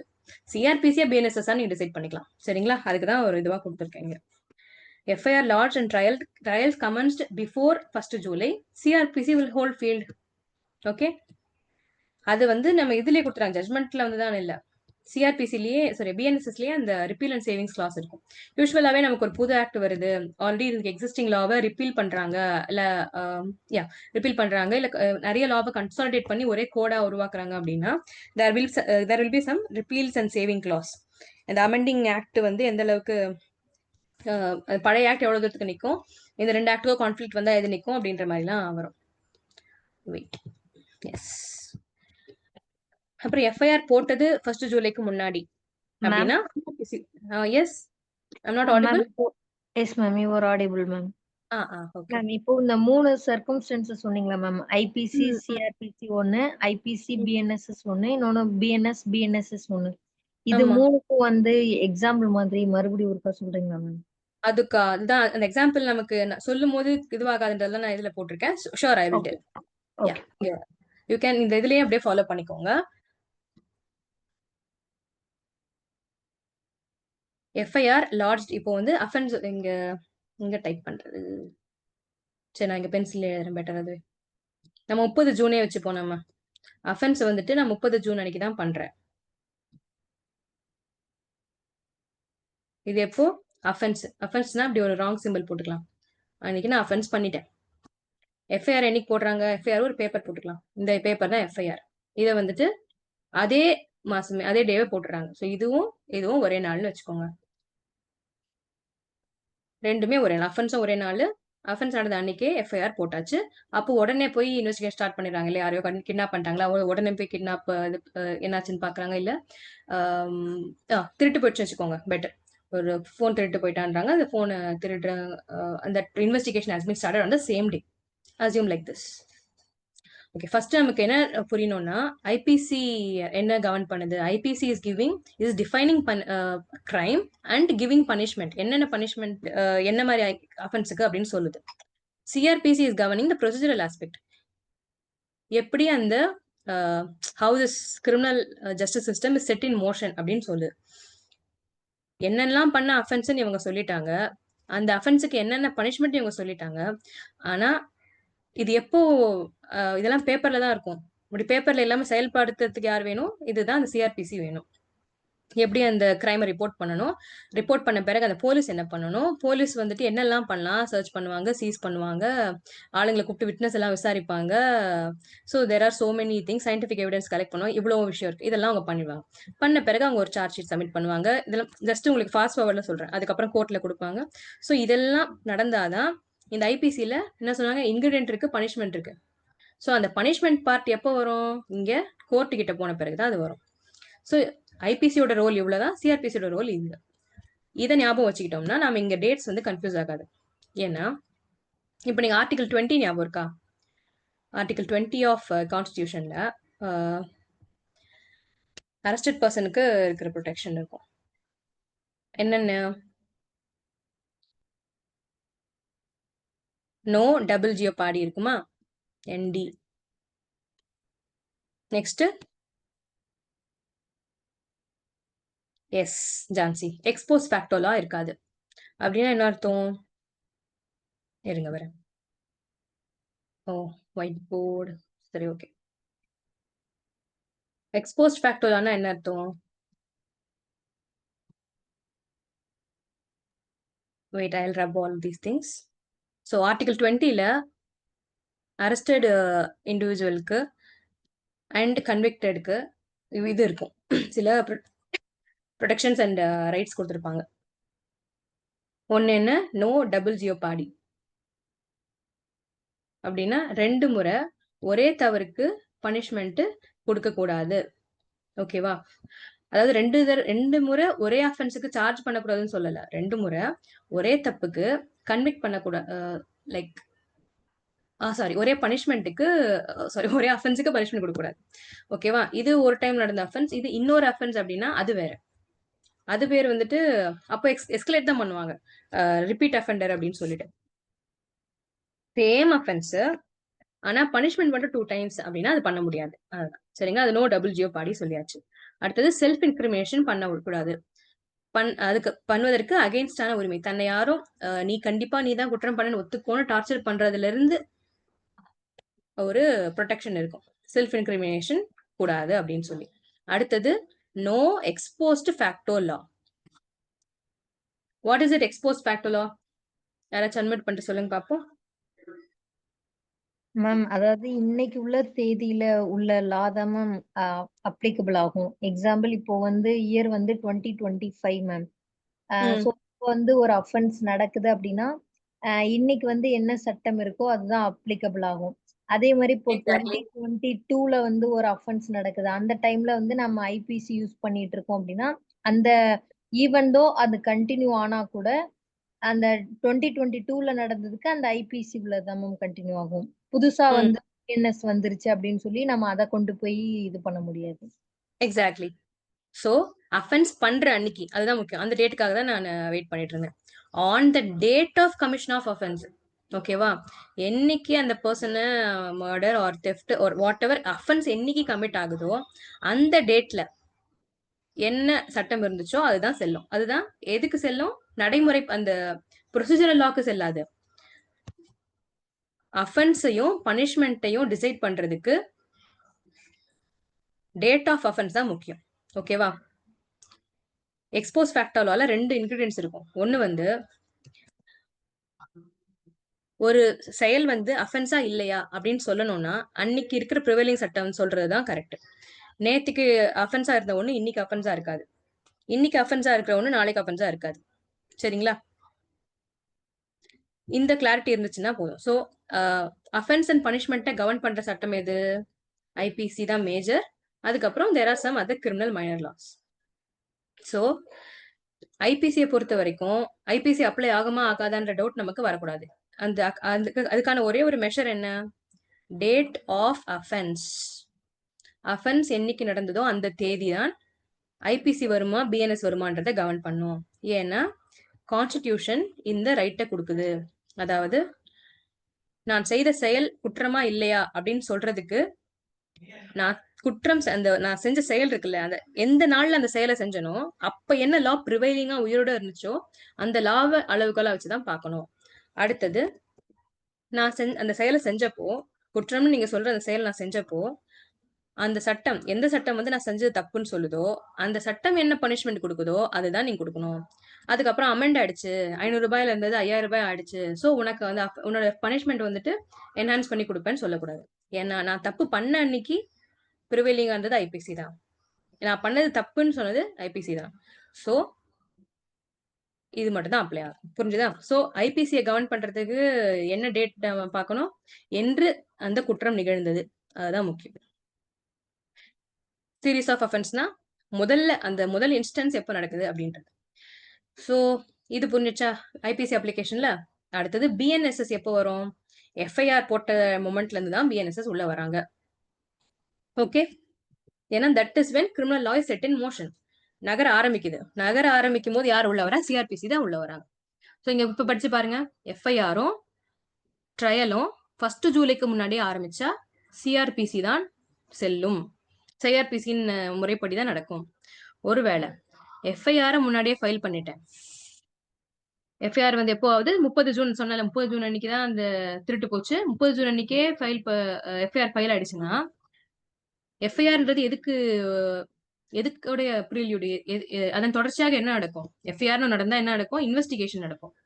சோ எஃப்ஐஆர் முன்னாடியே போட்டாங்கன்னா அதன் ஆப்வியஸ் தொடர்ச்சியான இன்வெஸ்டிகேஷன் என்பதும் சிஆர்பிசியின் படி தான் நடக்கும். ஓகேவா?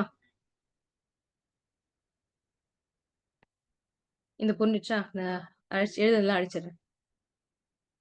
நமக்கு வந்து எந்தெந்த டாக்குமெண்ட் இல்ல எந்தெந்த ஸ்டெப்ஸ் எதை உணர்த்துவதற்கு இருக்குன்றது புரிஞ்சாலும் நமக்கு போதும்.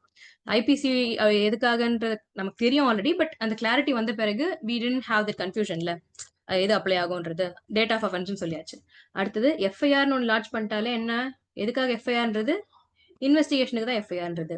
ஸோ 30 ஜூன்லேயே எனக்கு எஃப்ஐஆர் போட்டுட்டாங்க அப்படின்னா சிஆர்பிசி பேஸ் பண்ணி தான் அவங்க இன்வெஸ்டிகேஷன் பண்ணுவாங்க. அரெஸ்ட்டுக்கு அந்த ப்ரொவிஷன் தான் அவங்க யூஸ் பண்ணணும். விமன் அரெஸ்ட் பண்ணும்போது என்னெல்லாம் ப்ரொவிஷன்ஸ் இருக்கோ அதான் இவங்க ஃபாலோ பண்ணி ஆகணும். ஹேண்ட் கஃப் சிஆர்பிசின் படி பண்ணக்கூடாது. ஓகேவா? பிஎன்எஸ்எஸ்ல பண்ணலாம், ஞாபகம் வச்சுக்கோங்க. இது ரொம்ப எக்ஸப்ஷனல் சர்க்கம்ஸ்டான்ஸ்ல பண்ணலாம். ஸோ இது முடிஞ்சிடுச்சு. ஒருவேளை எஃப்ஐஆர் போட்டு முன்னாடியே போட்டு சிஆர்பிசி ஃபாலோ பண்ணி இன்வெஸ்டிகேஷன்லாம் முடிச்சு சார்ஜ் ஷீட்டை ஃபைல் பண்ணிட்டாங்க. அந்த டைம்ல தான் சார்ஜ் ஷீட் ஃபைல் பண்ணும்போது ஃபைல் பண்ண டைம்ல 1 ஜூலை ஆயிடுச்சு. அப்போ என்ன அர்த்தம்? சார்ஜ் ஷீட் ஃபைல் பண்ண உடனே ஜட்ஜ் பாக்குறாங்க, காக்னிசன்ஸ் எடுத்துடுறாங்க. இது வந்துட்டு நான் ட்ரையபிள், மேஜிஸ்ட்ரேட் ட்ரையபிள் அவங்களே பண்ணுவாங்க, இல்லைன்னா கமிட்டல் பண்ணி அனுப்பிடுறாங்க. ஸோ அதாவது காக்னிசன்ஸ் எடுத்த உடனே ட்ரையல் ஸ்டார்ட் ஆகாது. காக்னிசன்ஸ் அதெல்லாம் முடிஞ்ச பிறகு, ஸ்டார்டிங் அந்த எக்ஸாமினேஷன் ஸ்டேஜ்லாம் முடிஞ்ச பிறகு ட்ரையல் கமெண்ட்ஸ் ஆகுதுன்னு வச்சுக்கோங்க. ட்ரையல் கமெண்ட்ஸ் ஆன பிறகு பிஎன்எஸ்எஸ் வில் அப்ளை. ஸோ இதெல்லாம் தான் ஸ்டேஜஸ்.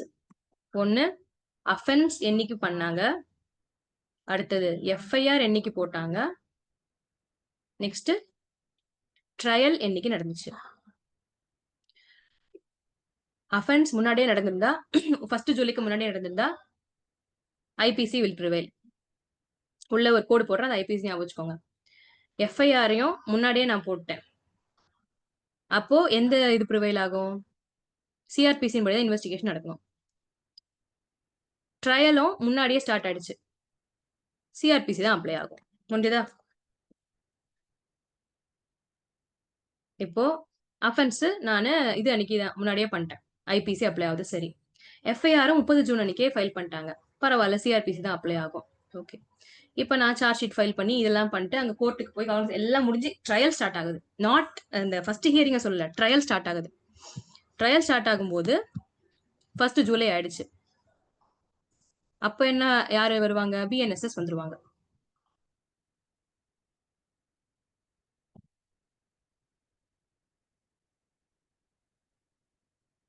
ஓகே, இந்த 3 டேட்ஸ் ஞாபகம் வச்சுக்கிட்டீங்கன்னா, அதாவது 3 ஸ்டேஜஸ் தான் முக்கியம். அஃபென்ஸ் நடந்தது எப்போ, எஃப்ஐஆர் ஃபைல் பண்ணது எப்போ, அதாவது எஃப்ஐஆர்ன்றது அஃபென்ஸ்ன்றது ஒருத்தன் பண்ணது அஃபென்ஸ் தானா அப்படின்னு சொல்ல. டேட் ஆஃப் அஃபென்ஸ் எதுக்கு சொல்றேன்? இவன் பண்ணது அஃபென்ஸ் தானா, அந்த அஃபென்ஸுக்கு என்ன பனிஷ்மெண்ட் டிசைட் பண்றதுக்கு தான் டேட் ஆஃப் அஃபென்ஸ் சொல்றோம். அடுத்தது எஃப்ஐஆருக்கு எப்போ, எஃப்ஐஆர்ன்றது எதுக்காக? இன்வெஸ்டிகேஷன் எந்த மெத்தட்ல நடக்கணும் அப்படின்றதுக்காக தான் எஃப்ஐஆரோட டேட்டா பாக்குறோம். அப்புறம் ட்ரையல் ப்ரொசீஜர், அந்த எலக்ட்ரானிக் எவிடன்ஸ் சப்மிட் பண்றதை பத்தின இருக்கிற இது, அப்புறம் ட்ரையல் அண்ட் டெசிஷன் ஃபைண்டிங்ஸ் எப்படி இருக்கணும், அந்த ஆஃப்டர் போஸ்ட் ட்ரையல் நடக்கிற எல்லா விஷயமும் எப்படி இருக்கணும்னு கவர்ன் பண்றதுக்கு தான் இந்த டேட் பார்க்குறோம். எப்போ அப்போ பிஎன்எஸ் அப்ளை பண்றதுக்காக தான் ட்ரையல் டேட் பார்க்குறோம். ஸோ இந்த 3 இது டெஸ்ட்டையும் வச்சுக்கோங்க. இது 3மே ஒரு அளவுகோலா வச்சுக்கிட்டு முன்னாடியா பின்னாடியா அப்படின்னு பார்த்தீங்கன்னா எது எதுன்னு சொல்லிடலாம். Okay, so there is 4 combination: IPC, CRPC, IPC, BNSS, BNS, BNSS. But BNS CRPC, that's not possible.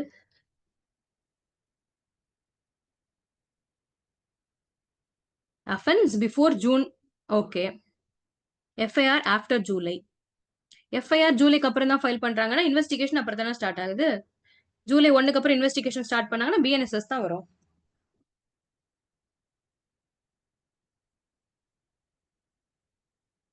Okay, so இது முடிஞ்சிடுச்சா? ட்ரையல் பெண்டிங்ல இருக்கு. அப்புறம் appellate proceeding if any will be gone by இது. ஓகே, இதுல என்ன உங்களுக்கு முக்கியம்னா,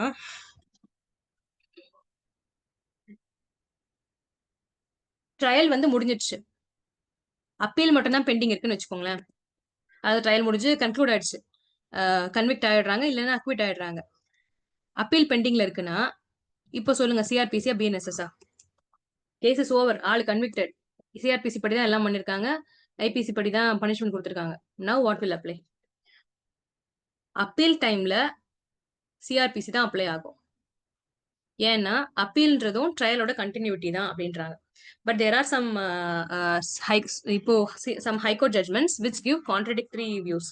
பஞ்சாப் ஹரியானால ஒன்று சொல்றாங்க, அலகாபாத்ல ஒன்று சொல்றாங்க, அப்படி கலந்து கலந்து வருது. Soon I think Supreme Court will settle the matter. Okay, சிஆர்பிசியில full trial கோர்ட்டோடைய procedure ஃபுல்லாக நடத்தி முடிச்சுட்டு அப்பீலுக்கு போகும்போது மட்டும் பிஎன்எஸ் அப்ளை பண்ணா லாஜிக்கே இருக்காது. ஏன்னா ஒரு ரெண்டுமே ஆல்மோஸ்ட் ஒரே மாதிரி இருந்தாலும் there are so many conflicting provisions between CRPC and BNSS. அப்போ இத ஒரு அளவுகளா வச்சு நீங்க பார்க்கும்போது சிஆர்பிசில ஃபாலோ பண்ண நிறைய விஷயம் தப்பா தான் இருக்கும். சோ அந்த ஒரு ரீசனுக்காக நம்ம போயிட்டு இதை ஸ்ட்ரக் டவுன் பண்ற மாதிரி ஆயிடும் முன்னாடி கொடுத்த ஜட்மெண்ட். சரிங்களா? முடிஞ்சதா? போலாமா நெக்ஸ்ட்? இதுக்கப்புறம் நம்ம சில ஹைகோர்ட் ஜட்மெண்ட்ஸ் பாக்குறோம். கொஞ்சம் ஃபாஸ்டா பாத்துடலாம், ரொம்ப சிம்பிள் தான். ஏன்னா இதுல வரப்போற செக்ஷன்ஸ்லாம் ஆல்ரெடி நம்ம முன்னாடியே சுப்ரீம் கோர்ட் வச்சு பார்த்த செக்ஷன் தான். ஏன்னா செக்ஷன் 223B இது யாரு அப்படியே அண்டர்லைன் பண்றேன், டக்கு ஞாபகம் வச்சுப்பீங்க. Hearing the accused at the stage of taking cognizance. இது பேர் என்ன? ப்ரீ காக்னிசன்ஸ் ஹியரிங்னுவாங்க. பிரைவேட் கம்ப்ளைண்ட் வருது, போலீஸ் கம்ப்ளைண்ட் கிடையாது, பிரைவேட் கம்ப்ளைண்ட் ஸ்ட்ரைட்டா நீங்க கோர்ட்ல கொடுக்குறீங்க. 200 சிஆர்பிசில ஃபைல் பண்ணுவோம்ல, அந்த மாதிரி 223 கீழே ஃபைல் பண்றீங்க. அதை கையில வாங்கின உடனே ஜட்ஜ் என்ன பண்ணுவாரு? கம்ப்ளைண்ட்டை விசாரிப்பாரு, விட்னஸை விசாரிப்பாரு. ரெண்டுத்தையும் விசாரிச்சுட்டு ஓகே அஃபென்ஸ் இருக்கிற மாதிரி தோணுது அப்படின்னா அக்யூஸ்ட கூப்பிடணும். அப்படி ஒருவேளை இவங்க என்னன்னு சொல்லுவாங்க, அக்யூஸ்ட் கிடையாது, ப்ராஸ்பெக்டிவ் அக்யூஸ்ட். இவங்க அக்யூஸ்டாக மாறக்கூடிய வாய்ப்பு உள்ள நபர். சரிங்களா? அவரை சம்மன் பண்ணி அவரை ஹியர் பண்ணணும்.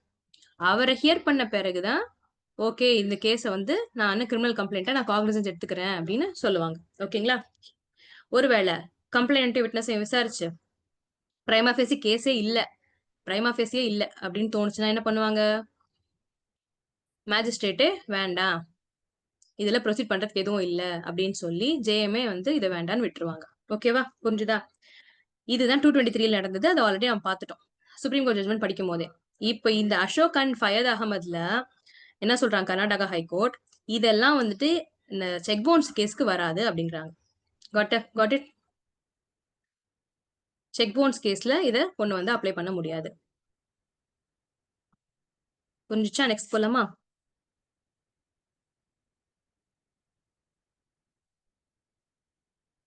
நெக்ஸ்ட் பிஎன்எஸ்எஸ்ல persons with intellectual disability and unsound மைண்டுக்கு சில ப்ரொவிஷன்ஸ் இருக்கான், சில ப்ரொடெக்ஷன்ஸ் இருக்கு. அவங்கள விசாரிக்கிறதுல அவங்களுக்கு அவங்களுக்கு அகேன்ஸ்டா எதுவா இருந்தாலும் இல்ல அவங்க விட்னஸா வரும்போதோ எப்படி இருக்கணும் அப்படின்னு சொல்லி சம் ப்ரொவிஷன்ஸ் வருது. அது எல்லாமே ரெட்ராஸ்பெக்டிவா ப்ராஸ்பெக்டிவா அடிக்கடி வர கொஸ்டின் தான். எப்பெல்லாம் ஒரு நியூ லா வருதோ இல்ல இருக்கிற லா வந்து ரிப்பீல் ஆகுதோ அப்ப வர்றது என்னது? இது ரெட்ராஸ்பெக்டிவா ப்ராஸ்பெக்டிவான்ற ஒரு கொஸ்டின் வருது. இப்ப இதை பாருங்க, பெனிஃபிஷியலா இல்ல வந்து ஒரு லயபிலிட்டி இம்போஸ் பண்ணுதா? பெனிஃபிஷியலா இருந்தா ப்ராஸ்பெக்டிவா ரெட்ராஸ்பெக்டிவா நாம கொடுக்கலாம். அதாவது பெண்டிங் அப்ளிகேஷன்ஸுக்கும் நான் இதை அப்ளை பண்றேன் அப்படின்னு சொல்லலாம். சரிங்களா? Something is imposing liability, punishment கொடுக்குது, ரொம்ப ஸ்ட்ரிக்டரான ப்ரொசீஜரை சஜஸ்ட் பண்ணுது அப்படின்னா அந்த சுச்சுவேஷன்ல இல்ல அது இன்னில இருந்து தான், என்னைக்கு பாஸ் பண்றோம்னா அன்னில இருந்து அன்னைக்கு ப்ராஸ்பெக்டிவா இருக்கும். சரிங்களா? இது ஒரு சின்ன இதுக்காக சொல்றேன். உங்களுக்கு நீங்க நிஜமாவே இந்த ப்ரொவிஷன்ஸ் எதுவும் படிக்கல, இந்த ஜட்மெண்ட்லாம் படிக்கலனாலும் படிக்கும் போது any provision giving benefit to disable people are women and children against arrest and இது இது வந்துட்டு ப்ராஸ்பெக்டிவா அப்ளை பண்ணுவாங்க, ரெட்ராஸ்பெக்டிவா பண்ணுவாங்களா? அண்ட் அந்த ஆக்ட்ல வந்து ஸ்பெசிஃபையே பண்ணல, இப்ப என்ன பண்ணுவீங்க அப்படின்னு கேட்கும்போது, since the object of that provision is இன்னில இருந்து யார் பாதிக்கப்படுறாங்களோ அவங்களுக்கு மட்டும் நல்லது பண்ண வேண்டியது கிடையாது. இன்னைக்குல இருந்து அஃபென்ஸ் வேணா இன்னில இருந்து தான், ஃபைன்னா இன்னில இருந்து தான், பனிஷ்மெண்ட் இன்னில இருந்து என்ன சொல்றோம் அதுதான். ஏன்னா அது கான்ஸ்டிடியூஷன் ப்ரொடெக்ட் பண்ணுது, எக்ஸ்போஸ் ஃபேக்டர்லாம் கிடையாது அப்படின்றதுனால. பட் பெனிஃபிட்டுக்கு அப்படி கிடையாது, முன்னாடில இருந்தே பண்ணோம்னா அதோடைய ரியல் பர்பஸ் அச்சீவ் ஆகும். சரிங்களா? So intellectual and mentally disable பீப்புளுக்கு ஒரு ஃபேர் ட்ரையல் நடக்கிறது என்ஷோர் பண்ற ப்ரொவிஷன் சிஆர்பிசி கீழே ஆரம்பிச்ச ட்ரையல்ஸ்க்கும் அப்ளை ஆகும். தென் நெக்ஸ்ட் இதுவும் வந்து கேரளா ஹைகோர்ட். ஃபர்ஸ்ட் ஒரு கர்நாடகா பார்த்தோம், இப்ப 2 கேரளா ஹைகோர்ட் பாக்குறோம். இந்த 111 ஆஃப் பிஎன்எஸ் இது வந்த டைம்ல ரொம்ப ஃபேமஸா இருந்த இது, ரைட்டா? ஆர்கனைஸ்டு கிரைம் பத்தி சொல்றாங்க. ஆர்கனைஸ்டு கிரைம்னா என்ன? அதோட definition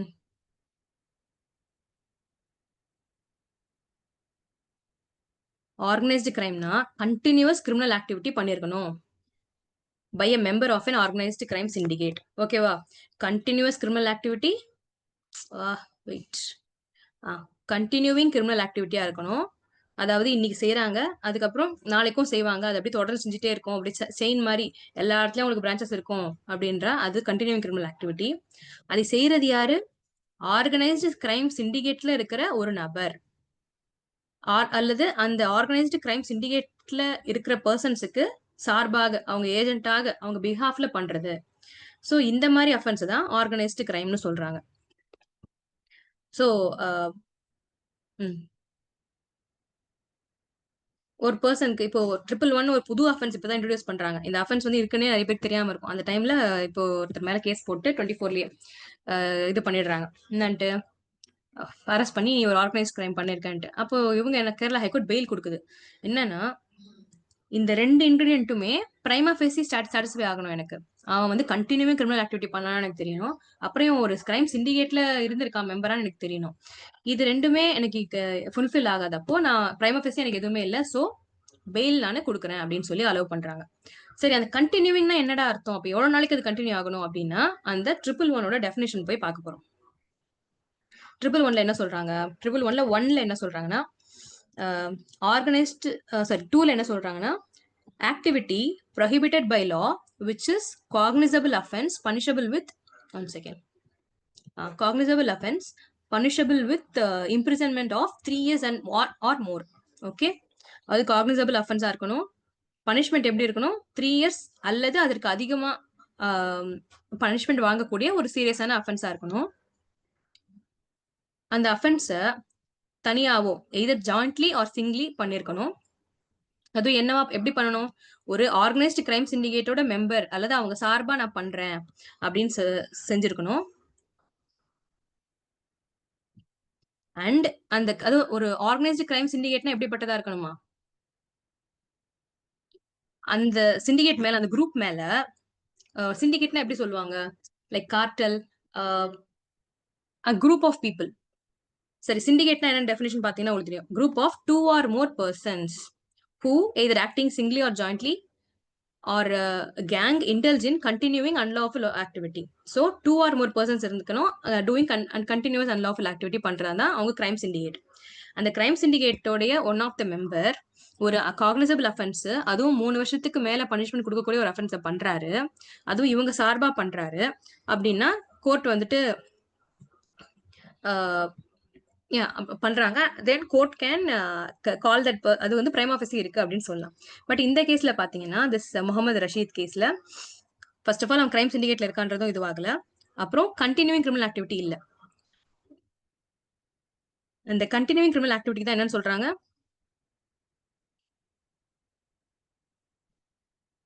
that syndicate should be of such a nature that அதுக்கு மேல அந்த அந்த சிண்டிகேட் மேல more than one charge sheet file பண்ணி,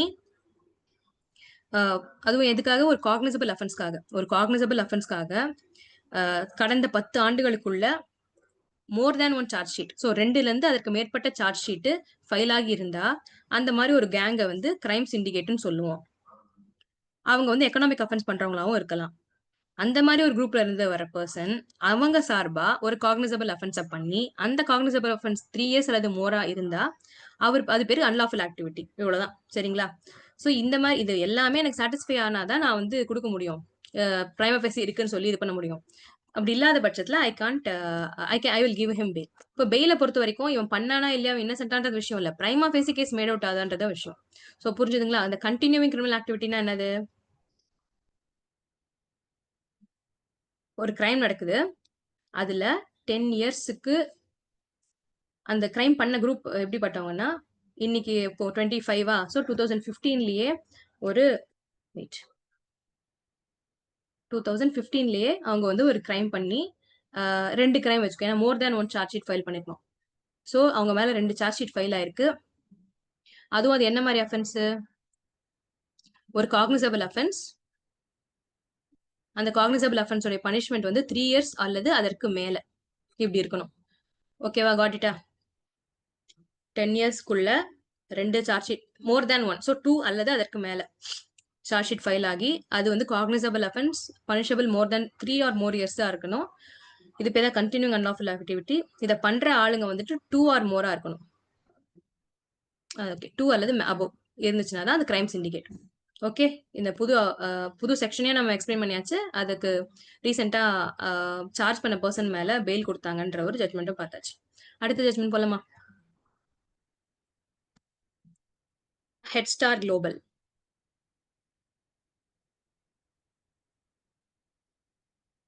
தெரியுதா? Headstar global.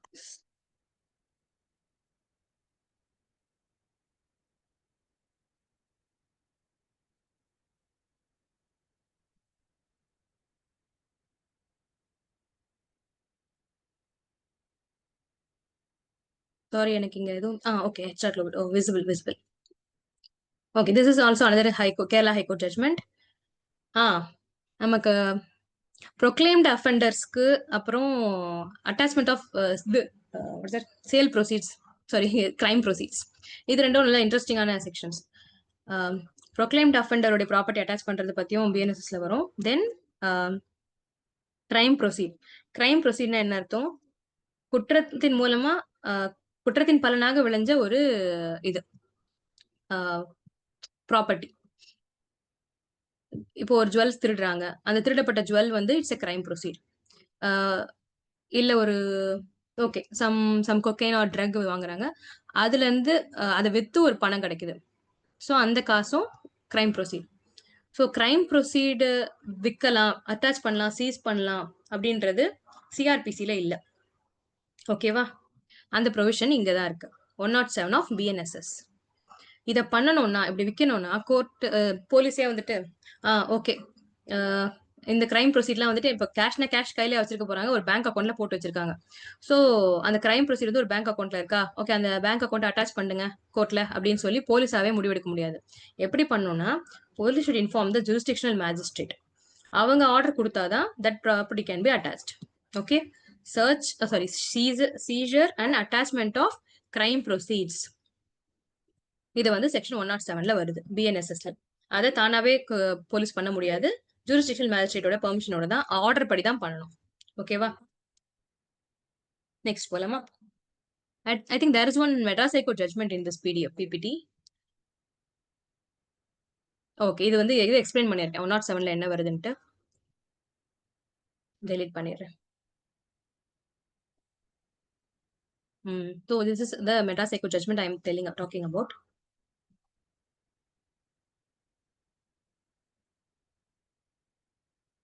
ப்ளீ பார்கெனிங் இருக்குல்ல, ப்ளீ பார்கெனிங் ஐபிசில சிஆர்பிசில இருந்துச்சு, பிஎன்எஸ்எஸ்லயும் இருக்கு. ப்ளீ பார்கெனிங்ல சம் அஃபென்சஸ் ஆர் எக்ஸ்க்ளூடட். எதெல்லாம் எக்ஸ்க்ளூடட்?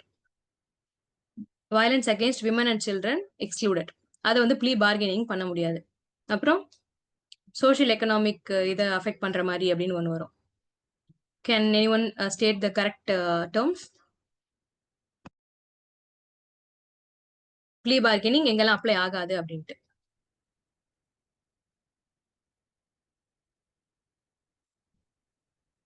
So 1 second, ஸ்டக்கிங்.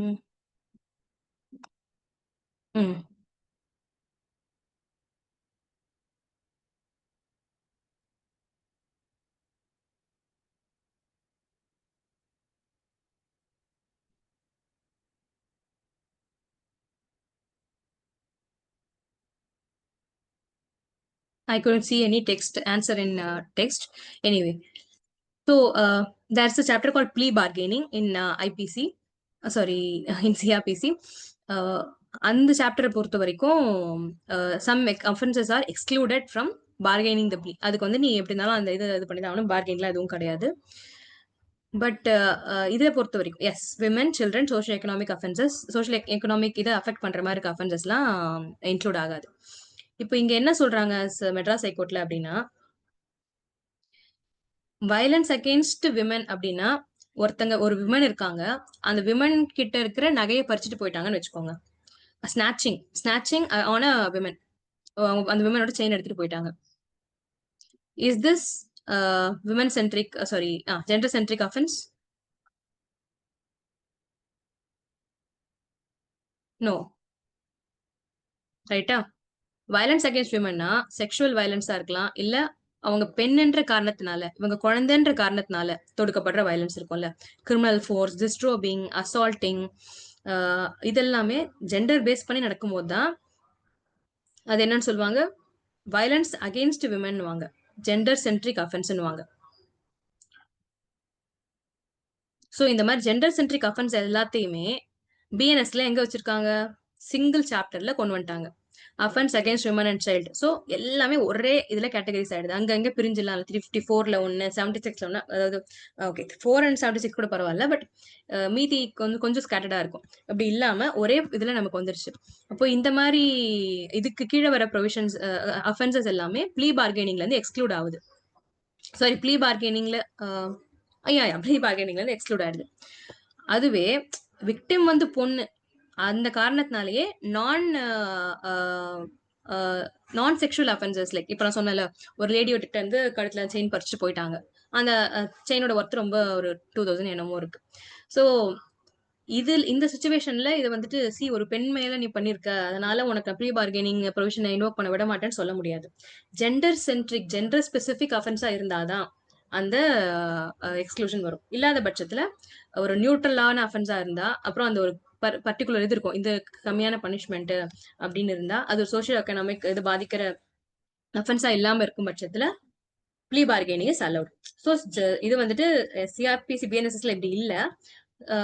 நமக்கு பிரிடர் சைக்கோ ஜட்ஜ் வந்து இப்படி இன்டர்பிரேட் பண்றாங்க. இதுல அஃபென்ஸ் அகேன்ஸ்ட் விமன்றது பாதிக்கப்பட்டவங்க விமனா இருந்தாலே வரும்னு அர்த்தம் கிடையாது. Only if that offence is committed for the reason that person is a women. பெண் என்பதால் டிஸ்டர்ப் நடக்கும், பெண் என்பதால் ஹராஸ்மெண்ட் நடக்கும் அப்படின்னா ஓகே. அப்படின்னா தான் இந்த ப்ளீ பார்கெனிங் கான்செப்ட் வரும். மத்தபடி சாரி, ப்ளீ பார்கெனிங்ல இருந்து நீங்க எக்ஸ்க்ளூடட், உனக்கு எப்படி இருந்தாலும் இது பண்ணிதான் ஆகணும், யூ ஆர் நாட் இன் அப்படின்னு சொல்ல முடியும். But if something is a neutral offence and அது பையன் மேல பண்ணாலும் பொண்ணு மேல பண்ணாலும் ஒரே தான் அப்படின் போது plea bargaining will hold. Okay.